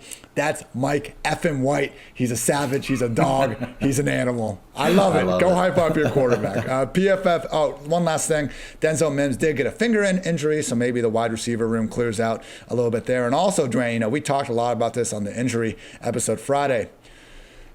Auden Tate wasn't out there, man. This thigh injury is keeping our guy on the sideline. So I'm just saying the Bengals are 0-1 this year without Auden Tate. I don't know if I can go on with the rest of this podcast. We're going to have to try. PFF Lily matchup stat. The only players with more forced missed tackles than Michael Carter this season, Najee Harris, Derrick Henry, Javonte Williams, Jonathan Taylor, and Nick Chubb. That's it. That's how good he's been. And when you watch him play, you can see this sort of broken tackle ability flashing time and time again. So, a little bit of a volume stat. We've seen that in recent weeks. But Michael Carter also hasn't been exactly, overwhelmed with volume throughout the entire season. So, he was someone that I know a lot of people had ranked highly in the preseason. And, for good reason from a talent standpoint. Didn't get the volume. He is now. Let's feel good about firing him up in the future. The Jets suck, but guess what? Hasn't stopped DeAndre Swift most weeks. Hasn't stopped James Robinson most weeks. Next matchup, Rams 38, Texans 22. Houston covers as a 17-point dog. Was surprised to see that. The over cashed at 47. So not a ton to say in this one. Matthew Stafford is like the king of throwing for 300 yards and 3 touchdowns and just like not really looking all that impressive along the way. But hey, who cares? Style points don't matter really in the NFL, and they sure as hell don't in fantasy. So did manage to get Van Jefferson for a 68-yard bomb that I think showed off some of his best arm strength. But once again, man, just easy more times than not. Cooper Kupp had this 52-yard crosser where it's like he just ran through zone coverage and the defense was like, you know what? Well, someone else will pick him up. We'll worry about it later, Dwayne. It's Cooper Kupp. What's he going to do out there? So obviously Kupp did make some nice moves on it, but you go back and you look at his touchdown again, and there he is, not even getting tackled on his way into the end zone after running a post and just seemingly being just fine. So whatever, we'll take the points as they come, and Kupp continues to rack up more than any other wide receiver in the NFL. Overall in the day, 7 catches, 115 yards, and a touchdown. Luckily, though, Stafford and Sean McVay were kind enough to get our boy Bobby Trees involved as well. Only caught 3 of his 9 targets for 35 yards and a score. But, Dwayne, and I'm checking this right now, I think we had our first Robert Woods rush attempts the season. This used to be commonplace, people. Okay. You had 3. He had 4 combined in weeks 1 through 3. So he had some, but not nearly what we're used to. 3 in this one. Yeah, over the last few years, people, he had 19 in 2018, 17 in 2019, 24 in 2020. Like, I thought it was a reasonable, not the whole story, but to me, it was reasonable to look at Kupp and Woods this year, say, hey, their targets have been pretty close the last few years. We're expecting them to be close again with McVay still there. And Woods is the one usually getting close to 20 rush attempts. Why not go with Woods? Obviously, Dr. Hindsight tells us that reasoning would have been badly flawed going into this year, but we did see Woods go 3 carries, 22 yards, and another score on the ground this week. So hopefully that comes to fruition a little bit more. Darrell Henderson just continuing to get largely fed, although it wasn't as big of a game, I think, as many expected. Might have just been a factor of the Rams being up 24-0 after 2 and then 38-0 after 3. So still finished with 93 total yards and scored 2 touchdowns. Darrell Henderson remains a locked-in RB1. Brandon Cooks, someone that has made his feelings with the Houston Texans very clear. We got a hilarious report this morning that the Texans want to quote-unquote build around Brandon Cooks. Oh, okay, that's the player. And nothing against Brandon Cooks. He's a great wide receiver. But all these guys will come in and out in Houston, all these great, players that they've just pretty much said whatever, like go on your way. Like Andre freaking Johnson can't find a good thing to say about the Houston Texans. Clearly Brandon Cooks has a similar feeling about the organization. But no, Dwayne, reports, man, they want to build around Brandon Cooks. And apparently every team wants Deshaun Watson, like just nothing but clear-headed, rational thinking coming out of the Houston camp. So that's just, typical day in Houston, I guess. But anyway, Brandon Cooks, 6 catches, 83 yards, and a score in this one. And it was just pretty much pure mop-up time when a lot of this got done in Houston. The big takeaway I see here, Dwayne, is that, no, the David Johnson pipe dream did not come true, because how could it when you have to get guys like Scotty Phillips and Rex Burkhead involved? Rex who, Ian? Rex Good, the game Burkhead? Yeah, okay. If you want to go through the usage, that's fine. If you just want to say F Houston, we have better things to talk about, that's fine too. I will say F Houston. All I'm going to say is 80% of the long down and distance, 100% of the 2-minute offense. Really the only big point you need to know about this game, Van Jefferson, and he was knocked out of the game for a few plays. He kind of came up gimpy after his long reception, but 89% of the routes, we know Deshaun Jackson's trying to get dealt to another team. Obviously has some bills to pay. I don't hate on the guy. I would rather stay with the Rams, try to win a Super Bowl, but look, do what you got to do. When you look at Jefferson, 18% of the targets, 39% of the air yards, which is tied on the team with Cooper Kupp, 2.84 yards per route run. This guy can run routes. He can get releases. He can beat press coverage. Like Van Jefferson, if something happens to Cooper Kupp, if something happens to Robert Woods, like, you talk about Gabriel Davis. I think that's a great point you bring up. It's almost like handcuff. Like there's not very many of these, but there are these handcuff receivers. Van Jefferson's one of them, and he can even fill in. Like, if you're in a deeper format, like you can start him now, like as your second flex player every once in a while, right? But if something happens to one of these other players, like I think he's the most dynamic guy they have on their offense right now, as far as working the field vertically and being able to really beat coverage from any wherever you line him up. You don't have to protect him in the slot. You can put him outside. So I really love Van Jefferson. I think in medium, large leagues, he should be rostered pretty much everywhere. PFF Lily stat here, people, is Cooper Kupp's 17-game pace, 134 catches, 1,963 yards, and 21 touchdowns. Absolute madness. Fantasy wide receiver 1, and just continuing just to like everybody thought. All the zero RB folks were out there in the street screaming Cooper Kupp. No, they weren't. Sorry. Hey, zero RB was great, man. As long as everyone just got lucky that got Derrick Henry and Zeke and Darrell Henderson. I love when people try to look at like the top 20 running back and they're like, no, that was a zero RB target. Bullshit. A zero RB draft strategy is supposed to be when you leave like your first 5+ rounds without a running back. Yeah. It's the goal is to get 6 good receivers right away, and hopefully a tight end or a quarterback. Yeah, so spare me that shit, people. All right, 4 afternoon games. Last ones we got: Patriots 27, Chargers 24. New England covered as a 7-point dog. The under just barely cashed at 55. Jacoby Myers caught a 2-point conversion. Couldn't get the real thing. That's got to be a bittersweet feeling for him. But yeah, people, this really was just another really solid, I thought for the most part, game from Mac Jones. I know the box score doesn't indicate that. And he's not someone we really care much about in fantasy. Regardless, only completed 18 of 35 passes for 218 yards. But we just continue to see some really nice touch here or there. Nelson Aguilar had a nice 44-yard gain. Hunter Henry, 33 yards on a perfectly thrown ball down the middle. Again, far more good than bad for Mac Jones throughout this year. And I don't want to say he just like put the team on his back here. It was far more the Patriots defense and Damon Harris getting some good things going. But I think Patriots fans should be feeling great about what the future holds with Mac Jones. But yeah, it was Damian Harris that ended up being the bell cow here, as we indicated he might be earlier this week on our preview of this matchup. Overall, 23 carries, 80 yards, and a touchdown. Actually had another touchdown that seemed like it was good for 20 or 30 yards. Nullified on a hold that was very reasonable. Touchdown wouldn't have happened without the hold. I just bring that up because it's a sheesh moment. It's annoying for fantasy football people. And he also had another chunk run later. So truly, if the officials just maybe weren't looking as closely that on a couple plays, Damon Harris would have been looking at 130, 140 yards in this one. Only other note I have really on the Patriots, Kendrick Bourne probably could have had a 5-yard touchdown. They ran like kind of a quick hidden screen for him inside the 5-yard line. Hit his hands. Mac Jones didn't throw a great pass. Whoever you want to blame it on, go ahead. Either way, didn't produce the touchdown.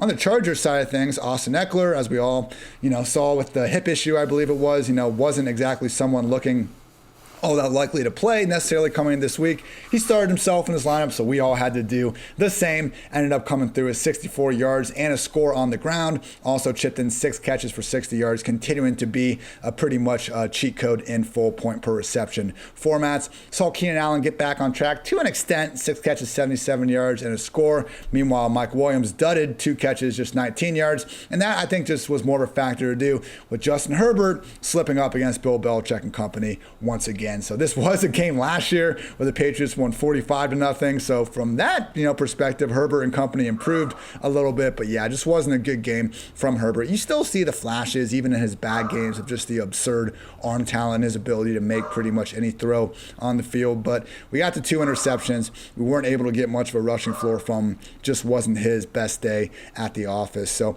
I'm still firing up Keenan, Mike with confidence each and every week. Austin Eckler obviously remains a top 5 running back, even if you don't like the man. I just don't know how you couldn't rank him higher. Interesting note, though, as we've seen now on multiple occasions this year, Austin Eckler has been banged up. We've wondered what to do.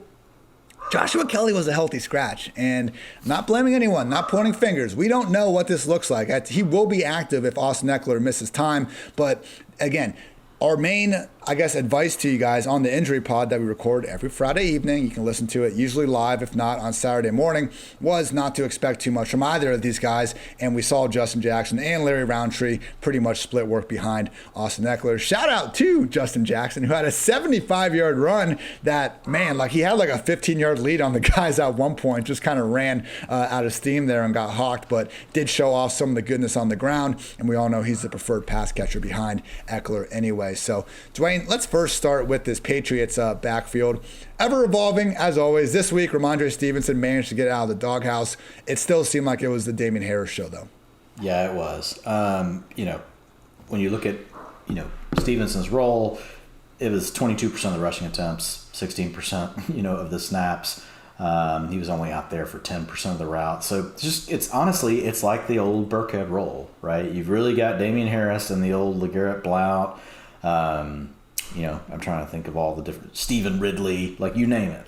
That's his role. Then you've got Brandon Bolden playing the James White role. Then you got Ramondre Stevenson or J.J. Taylor, whoever's active. They're just kind of sprinkling in, playing some of that Rex Burkhead role. So there's just nothing you can do, with it. Brandon Bolden was out there plenty today, 92% long down distance, 100% of 2-minute offense. They just never really needed to utilize it that much. So it really was just a Damian Harris day, like you already mentioned, and it could have been even bigger. One interesting note that I did have on the Patriots side of the ball, Jonnu Smith, 64% of the snaps. He's been down in the 30% range, and I was all excited where you're talking, because I was just marking up my notes, and I was like, oh, but still only 38% of the routes. So you get Jonnu Smith out there more, and you just tell him you just want him to pass block or run block. So that's awesome. Jonnu Smith, he's just a blocker, Ian.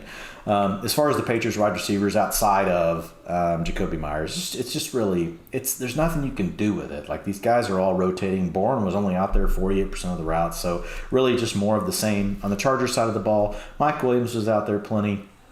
Only 13% of the targets, but these games, they're going to happen. 21% of the air yards, so it just wasn't a situation where it was able to work out today for Mike Williams, but it was a nice day for Keenan Allen. 33% of the targets on the day. He was out there 100% of the routes. So for those of you kind of waiting on Keenan Allen to warm up, you got rewarded a little bit today. I mean, it's not like what you were hoping. It's not a huge game, but still 11 targets, 6 receptions, 77 yards, and a touchdown. You'll still take that anytime that you can get it. You already really kind of touched on the backfield. Behind Austin Eckler, we really don't know what's going to happen. Justin Jackson had the big play today, and it's Roundtree instead of Josh Kelly. So I haven't seen any clear trend that tells me exactly why they make any of these decisions. All I know is that they pretty much just prefer Eckler, and you don't know who the other two guys are going to be. And further complicating matters, I believe Justin Jackson suffered a quad injury, so I'm not even sure what's going to be. Jackson. Exactly. Good point, though, on John. I just think a good point to bring up, I should say, on Jonnu Smith is be careful sometimes with the percentages, people. We need to consider the overall volume pie. Same thing with Kenneth Gainwell and Miles Sanders in these past weeks. Yeah, he has 90% of the RB rush attempts in his own backfield. When the when that volume is half of how much other backfields have, it does matter. And that's what we've kind of seen with Jonnu Smith. So he ran 15 routes in this game. That's horrific. He got targeted on 2 of them. I'm sure if you take his, targets per route over the past 3 weeks, it probably actually pops compared to other players. Still not someone we want to get behind in fantasy land. So that's a huge point. And that's why I'm, with the utilization report now, like for each team, the beginning part is the overarching, here's what the team looks like. And then I basically break down the pass volume and the rushing volume. Like, is it good? Is it average? Or is it bad? Because to your point, it's like, okay, so how much of the pie is there really to go around? Yeah. And then when you read the percentages, like that gives you the context to know. Because like if it's something where it's, okay, it's a poor pass volume offense, and then you see Jonnu Smith only out there for 38% of the routes, well, like that's super bad. Like that's terrible. So yeah, good point. PFF Lily matchup stat is for Damian Harris. And we brought this up, but people, they played the Saints and Buccaneers. And this is a Josh McDaniels offense that wants to play to their opponent's weaknesses. You would think every NFL offense does that, but just throughout time, we have seen New England, I think, more of their offense week to week than most teams. So when they haven't been playing these just juggernaut front sevens, how many touches has Damian Harris got? I'm happy you asked. 25, 17, 14, 19, 16, and most recently 23. I understand he's not getting the pass down usage, so these aren't as valuable as someone like Michael Carter, DeAndre Swift. Just realize though, Damian Harris, if we can project even a somewhat neutral game script against a non-juggernaut front seven, he should be looking at 15 to 20 touches, good enough to make plenty of, wait for it, Dwayne, low-end RB2 noise out of it. Seahawks smacked the Jaguars 31-7. Seattle covered as a 3.5-point favorite. The under hit at 44. Gotta love a game in which neither team managed. Oh no, Jacksonville got there. Jacksonville barely cleared 300 yards of offense. Seattle somehow didn't even hit 250 despite winning 31-7. But I am not taking anything away from Geno Smith because he played absolutely fantastic. Should have had a touchdown early to Tyler Lockett. It seemed like he had it. I mean, I shouldn't say he should have. They ruled it a touchdown, then they just decided Lockett was short because he was. Geno went ahead and did his best Drew Brees jumping over and reaching the ball over the goal line impersonation. So he got his rushing touchdown there. Ended up chipping in 2 more touchdowns through the air to DK Metcalf later. One on a pretty easy out route. Another one just on this like back shoulder, man, where Metcalf showed some outstanding body control. It really is ridiculous in hindsight how many people, I'm not going to pretend like I'm just the best wide receiver evaluator in the world, but when a guy can do so many things at such a high level, who gives a shit what the 3-cone looks like? And when you watch him on the field, man, like he's still sick in yak situations and even some route running. Now, I think that part of that is like, hey, it's DK Metcalf. He can run right by you. He can jump over you at any moment. So then maybe that just enhances the features that he's not that good at. It's like a Russian quarterback facing easier, coverages because defenses have to account for their other strengths. But whatever. Metcalf's speed, his size isn't going anywhere anytime soon. So continue to treat him as one of the best real life and fantasy receivers. And there we go, people. Geno could not completely kill Tyler Lockett. Caught 12 of 13 targets for 142 scoreless yards. His real first usable game since week 2. Here's to hoping it's not his last for the rest of 2021. The backfield, pretty shocking to see the Seahawks only have 25 team rush attempts in a game that they won by 24. Alex Collins did get 10 of them, 44 yards, but again, it was Geno getting that score. They actually gave 2. So when Lockett caught that original pass I talked about, again, just a dime from Geno there, but he got ruled just short. They gave Penny the first 2 carries. He got stuffed. Then they gave Collins one. He got stuffed. And then Geno finally punched him in himself. So maybe Penny is their short yardage guy, but I think just kind of generally, and Dwayne, you kind of called this out last week, they do seem to be in more of a Collins / Penny / a little bit of Travis Homer. Hey, maybe even get DJ Dallas out there for a couple snap split. I don't think we're looking at the same Chris Carson type of role for any of these guys at this point. Alex Collins still probably the guy you want to be rostering and starting as far as Carson is out, which could be the rest of the year. I mean, we don't freaking know. It is a neck injury. Reminder, Pete Carroll called him day-to-day not that long ago. Come the hell on, Pete. But yeah, Collins, way more of a, I would say, borderline RB2 to more of a high-end RB3 at this point.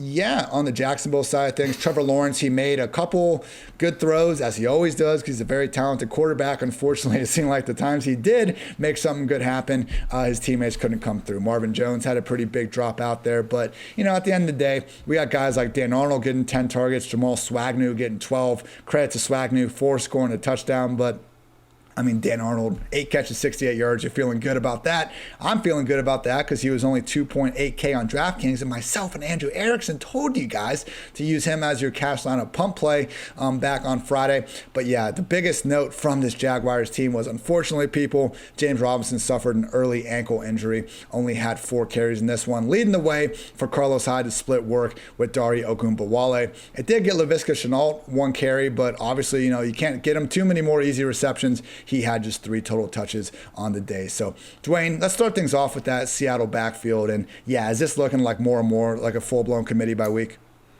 Yeah, pretty much. We got 42% of the attempts to Alex Collins on 48% of the snaps, 17% to Travis Homer, 29% to Rashad Penny on only 20% of the snaps. But the short down and distance work really is Alex Collins. But when I look at short down and distance, it's got to be a 3rd or a 4th down and 1 to 2 yards to go. I got to have it. 1 or 2 yards. We know most teams run, or at least, they lean to the run in these situations.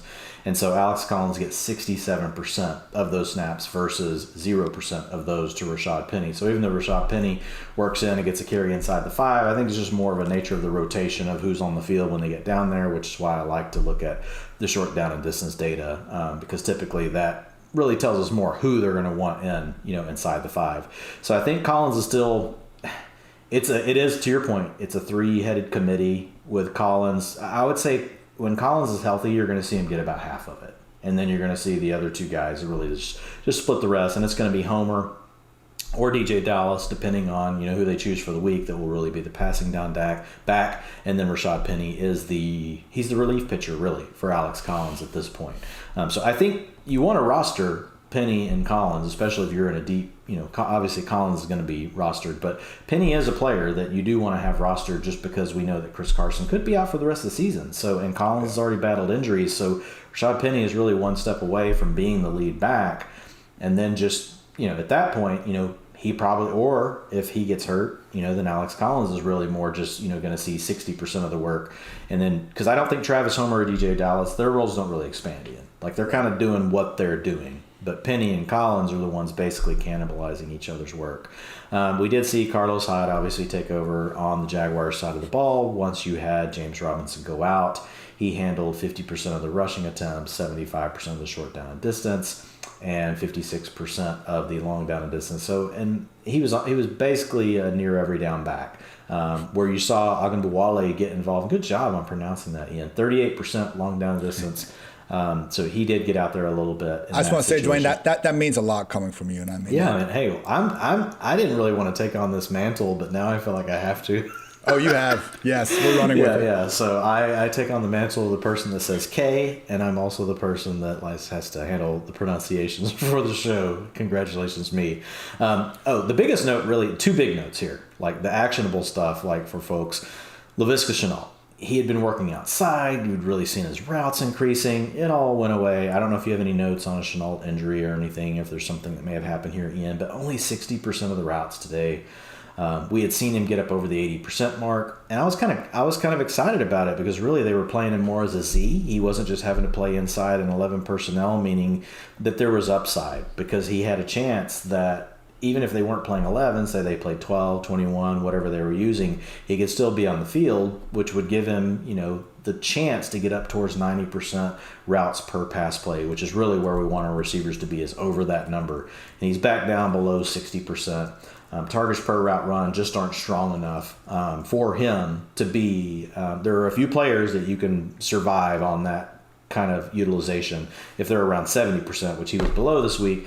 But his targets per route run just don't add up, only 11%. Marvin Jones was out there 93%. The other actionable note is if you remember before Gerald Everett got COVID-19, we kind of put out a subtle, hey, it's probably a buy now moment. Go get Gerald Everett cheap off the waiver wire. If you've got bye weeks coming up next week and you're going to be without a tight end, I think we can reissue that now. 77% of the snaps, 78% of the routes. So he really distanced himself from Will Disley again. So we're basically 2 weeks back. This is the third week that Gerald Everett's been back from COVID. And we're basically now seeing him get back to the role that we saw him get to just before he had COVID and had to leave for those. It was actually, I think he may have missed 3 weeks whenever that happened. So didn't get a lot of targets today, only 9%. And you guys know how this offense works. It's going to be Tyler Lockett and DK Metcalf. But we will get Russell Wilson back. It could be sooner rather than later. And so they need a third option to help them crack the code of all the too high looks and all these other things that they face. And I think Gerald Everett could be part of that equation. I think I would look at him for now, and you can give your thoughts here, Ian. Like, he's a mid-range tight end too, but I think he has upside to push his way into that high-end tight end 2, low-end tight end 1 conversation, depending on what bye weeks we're dealing with, depending on matchups, injuries, that kind of stuff.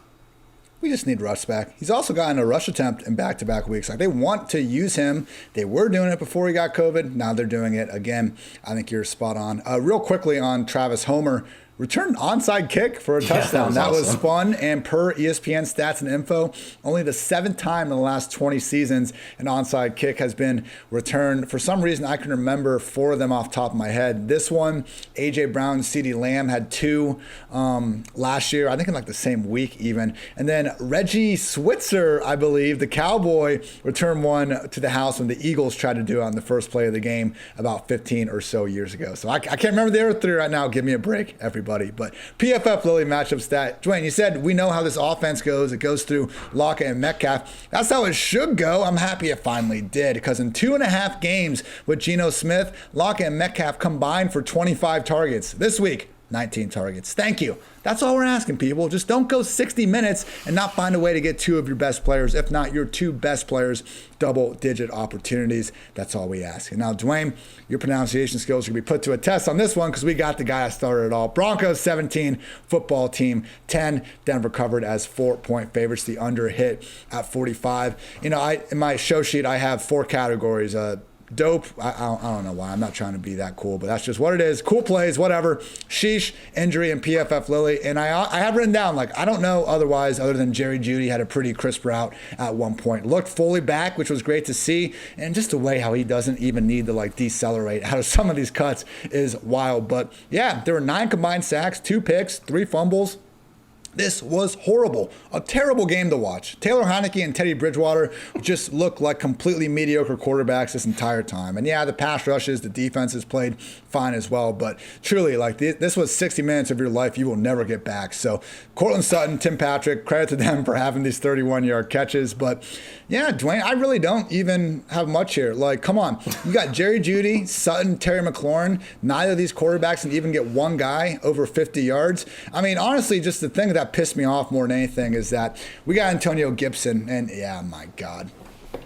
We talked about this, Dwayne. He didn't even have a questionable tag this week. That would lead you to believe that he's getting healthier. I don't know, just that he won't lose the role that he's had all year. Never mind the guy who Kyle Allen, who Ron Rivera have called compared to Christian McCaffrey, I should say. Antonio Gibson, look, we've learned to deal with the reality that he's not going to beat out J.D. McKissic for pass down work. I don't like it. I can live with it. I don't really understand it, but I know it's going to happen. But when I see Jarrett freaking Patterson now out rushing Antonio Gibson in a game where Gibson wasn't hurt, in a game where he wasn't down more than 7 points, in a game where he was up by 3 points for the third quarter, like, how are you not giving Gibson the ball at this point, man? So it's not that Patterson's bad. I'm sure he's fine. It's just like, I don't know, Washington, do the things that you say you're going to do at some point. Like, you don't need to give us your entire strategy. I just don't know what Gibson has done at this point to warrant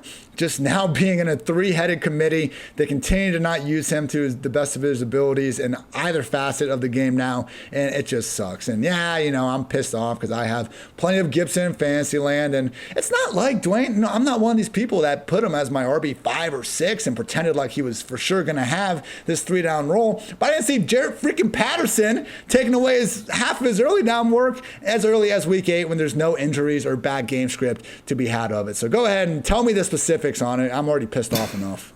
I know. It is wild. Like, we finally get a full practice out of Antonio Gibson on a Friday. And we're like, hey, injury tag removed. Let's go, Antonio Gibson. No, just kidding. Jarrett Patterson, 48% of the rushing attempts. 35% to Antonio Gibson. I did go back and look at this one, Ian, and broke it down by quarter and tried to look at it by drive. It wasn't like it was late in the game, right? And this was just Gibson disappearing. This was going on throughout the game. Great. Yeah, I know. It's a wonderful thing that's occurred that we now get to talk about each week. But still, I think it goes back to like, are they just trying to protect Gibson at this point, like with his injury? And I'm with you. It's like, okay, well then, why all of a sudden is he not limited on a Friday and he gets a full practice in and I don't know. It doesn't make sense to me either. J.D. McKissic, look, he's still doing the J.D. McKissic thing, 100% long down distance, 90% of the 2-minute offense. 22% target share, led the team again. 3.32 yards per route run. We will give J.D. McKissic, props. He is good as a receiver out of the backfield. Absolutely. Yeah, it's a mess. You guys know that Terry McLaurin is Terry McLaurin, and he was out there playing. He didn't have really a big day, but no worries there. Ricky Seals-Jones still playing pretty much every snap. We did have the return today, of two Broncos with Jerry Jeudy and with Albert Okwuegbunam. Okay, there you go. Albert Okwuegbunam. Kings stay kings. You guys can go straight to Albert O's Twitter account, to get the correct pronunciation. He has it spelled out, and it's Oak with an O-A-K. So I'm working on it since Ian has assigned me as the official pronunciator of the show. Normal work here with the backfield, but as far as the receivers go, you had Jerry Jeudy out there for 77% of the routes, 94% for Cortland Sutton. And then you had Tim Patrick out there, 97%. So they're still kind of working Jeudy back, but it will be interesting. He did play from the slot a lot. So it's something we'll have to kind of keep an eye on. I do expect Jeudy to eventually, get back to where he needs to be. But the thing for me here, Ian, is like now you have really kind of these four weapons that they want to feature. They like Alberto, they like Noah Fant, they like Jerry Jeudy, they like Cortland Sutton. It just worries me. Now you're going to have to depend on Teddy Bridgewater. You got a defensive-minded head coach in Vic Fangio, who really just, he doesn't want, Vic Fangio, like if you went to his house, like on Halloween, like what candy do you think you would get in? Like it wouldn't be good. It wouldn't be like, a cool, like full-length candy bar. It would be like a Werther's or something, or like, one of those old, like, lemon candies that just come in like the gold wrapper that like grandmas would give out. Like you're like, oh man, like you get home and that's like the candy you immediately like set aside for like, if I absolutely need it, like it's like your stash for later, but you're not gonna like it's the house where like you're leaving the front door and another group of kids are walking up the driveway and you're just like no, and they just turn around. They're like, okay, fair. On the no sign. Yeah, that's Vic Fangio, like and what we've got going on there. So it's kind of concerning because we've now got these multiple weapons that they want to get the ball to. It's not bad from an NFL standpoint. It's just going to be a concern from a fantasy standpoint. And we've talked about it a couple times. You've brought it up. Hey, sell high on Cortland Sutton has really been your message for the last couple of weeks. And it's not that you don't think Sutton's a good player. We both do. But this is a lot of mouths to feed in a very mediocre offense. Yeah, this matchup doesn't deserve a PFF Lily matchup stat. So we're going to move on right to our last game. Saints beat the Buccaneers 36-27. New Orleans covered as a 5.5-point dog. The over cashed at 49. Trevor Siemian, people, most well-known, at least in my mind, for declining a Pro Bowl invite in 2016, which just made the entire like hoopla die to me. When you have someone like Trevor Siemian declining, obviously because you got your Super Bowl quarterbacks who can't play. Then you got your injured quarterbacks who can't play. Then you got other quarterbacks who just say, I don't give a damn about the Pro Bowl. I'm not going to go play in your stupid exhibition game. So many people said no that Trevor Siemian actually got the opportunity to also say no. So excuse me for not giving a single shit about your Pro Bowl, milestones and stuff. People were saying that when the Bears got Dalton. They're going, Bears got Andy Dalton, 2-time Pro Bowler. I don't care, people. But, hey, Trevor Siemian, this was awesome for him. It was a Mike White game. Like, he did as well as you could have possibly hoped for, given the circumstances and given what he was asked to do. So, yeah, 159 yards, 1 touchdown. A lot of these were on curls, screens, not exactly, the most NFL-type throws. But, hey, he did hit none other than Kevin White for a 38-yard pass down the sideline. Love to see, someone like Kevin, obviously, couldn't stay healthy early on in his career with the Bears, hasn't done much of anything. He is still sticking around and managed to go make a play today. Great story to see from that. And unfortunately, people, the reason why Trevor Siemian was out there is because Jameis Winston suffered a bad knee injury that is looking like an ACL. We don't have confirmation just yet, but basically Sean Payton described knee injury for Jameis as significant, and then the NFL Network's Jane Slater has reported that she has been told it is his ACL. So obviously, terrible news for Jameis, and we can only hope that it won't be an ACL for him. Should find out more about that on Monday, I would assume. So with Jameis in and out, Alvin Kamara, 19 carries, 61 yards, and a score. Only had 4 targets in this one. I wouldn't think too much into that with the quarterback change, and against the Buccaneers in particular, it would make sense that pass protection was, certainly something for them to worry about a little bit more this week than usual. But yeah, overall on the Saints sideline, they got the win. Pick 6 at the end of the game by PJ Williams certainly helped them break into the 30s, but great win for Peyton, for Jameis, for Trevor, for everyone involved in New Orleans. Now, on the Tampa Bay side of things, we did have an early sheesh. Mike Evans got open deep, beat Marshawn Lattimore, open for a 45-yard score. Brady couldn't put it on him. Just seemed to be a little bit off today for Brady. And when you're a little bit off and you still throw for 375 yards and 4 touchdowns, that means you are talking about the GOAT. So Brady was picked twice, had the last one of the game. I can't quite recall his other one, but he came back. He didn't get the 40. Again, he missed the 45-yard touchdown to Evans. He got him later for a 41-yard touchdown over Lattimore, so Evans got to have those bragging rights. Only caught 2 catches for 48 yards in a score, though. Cyril Grayson, someone whose name I maybe heard once before today, but he caught a 50-yard score. Track star, right? It seemed like the entire Saints secondary was kind of like sitting at the first down marker, and they saw like number 15, Grayson, start running, and they were like, all right, whatever, go do your thing. There was no one within 30 yards of him, like at this point, but hey, touchdown's a touchdown. Tyler Johnson chipped in 5 catches, 65 yards, one of which, man, just ran a crisp comeback, caught the ball, and then picked up some yak. Man. He is a good player, man, and it was funny because I was talking to Trevor Sikkema, obviously super well tuned in with Tampa Bay, one of our PFF main hosts with pretty much everything we do. And I asked him if he thought that because of how good Tyler Johnson was, if Chris Godwin could actually just go somewhere else next year. He thinks Godwin loves Tampa Bay enough that they'll try to work something out. But it really is just when you have Tyler Johnson and even Scotty Miller, who's been on IR, and then Jalen Darden, man, it is absurd how deep Tampa Bay is at wide receiver. I guess that's like their cost of the devil is being that deep at wide receiver, and now like having 0 cornerbacks to actually play on defense for him. But Chris Godwin, 8 catches, 140 yards, and a score on those 12 targets. I'm really happy that he was, again, one of our key DFS recommendations. Not reinventing the wheel here. I'm not saying it was crazy to call out Godwin having a good game, but just based on anticipating Mike Evans, not getting enough volume with the Lattimore shadow treatment, it did work out the way we were hoping for.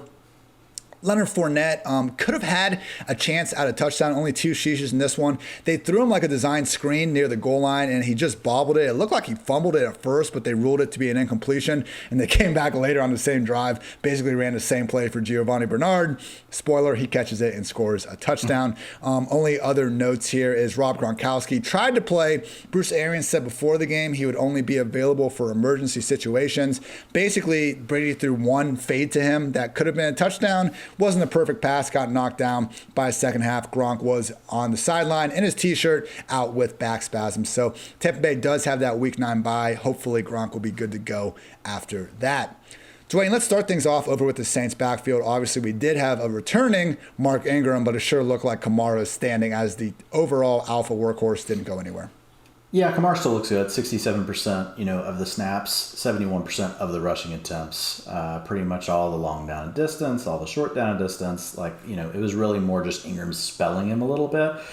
The 21% routes to Ingram was kind of interesting. Only 46% to Kamara, which is by far one of his lowest. That probably is, actually I have to go back and look, that's probably his lowest mark on the season, but it's nothing to really overreact about. 13% of the targets today, so he wasn't up in the 30% range like we've seen from the last 2 weeks. But I think, it's just one of those kind of things that's going to happen. I think we're going to see Kamara average out around 22% of the targets, over the course of the season. The big thing is just what are they going to do at quarterback now? Really the rest of the Saints receivers is continuing along the same way. We've seen Marquez Callaway really bump up into the 90% range of the routes over the last 2 weeks, which was kind of encouraging, and that fell back down today. They're really just a rotation all over the place. I mean, they rotate everything. So 73% of the routes to Callaway, 65% to Traquan Smith, 48% to Ty Montgomery. I mean, you're getting all these guys involved. As far as the Buccaneers go, really nothing new here. We kind of know how the Bucs offense works. You got Tyler Johnson out there basically filling in for Antonio Brown right now. You already talked about Gronkowski. Fournette, one interesting thing is because of the game script and the way it worked out, it really could have phased him out, which I thought was interesting because we had seen Gio Bernard handling all the 2-minute offense over the last several weeks. They actually put Fournette out there for 86% of the 2-minute offense today, and I think that was really kind of a hat tip to him that, like, wow, this game script isn't working out, so we're going to give you this other role basically today to keep you on the field. So I think that's a positive for Fournette.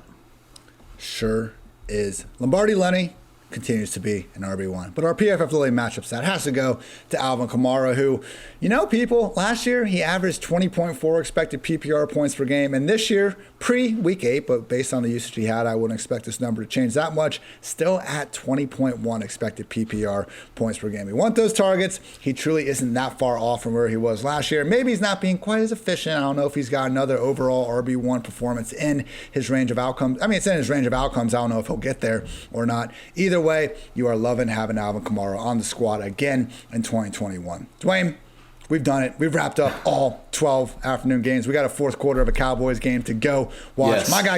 My guy Chris Herndon caught a pass for 7 yards. Also had a fun touchdown to Cedric Wilson. But anything else you want to get off your chest?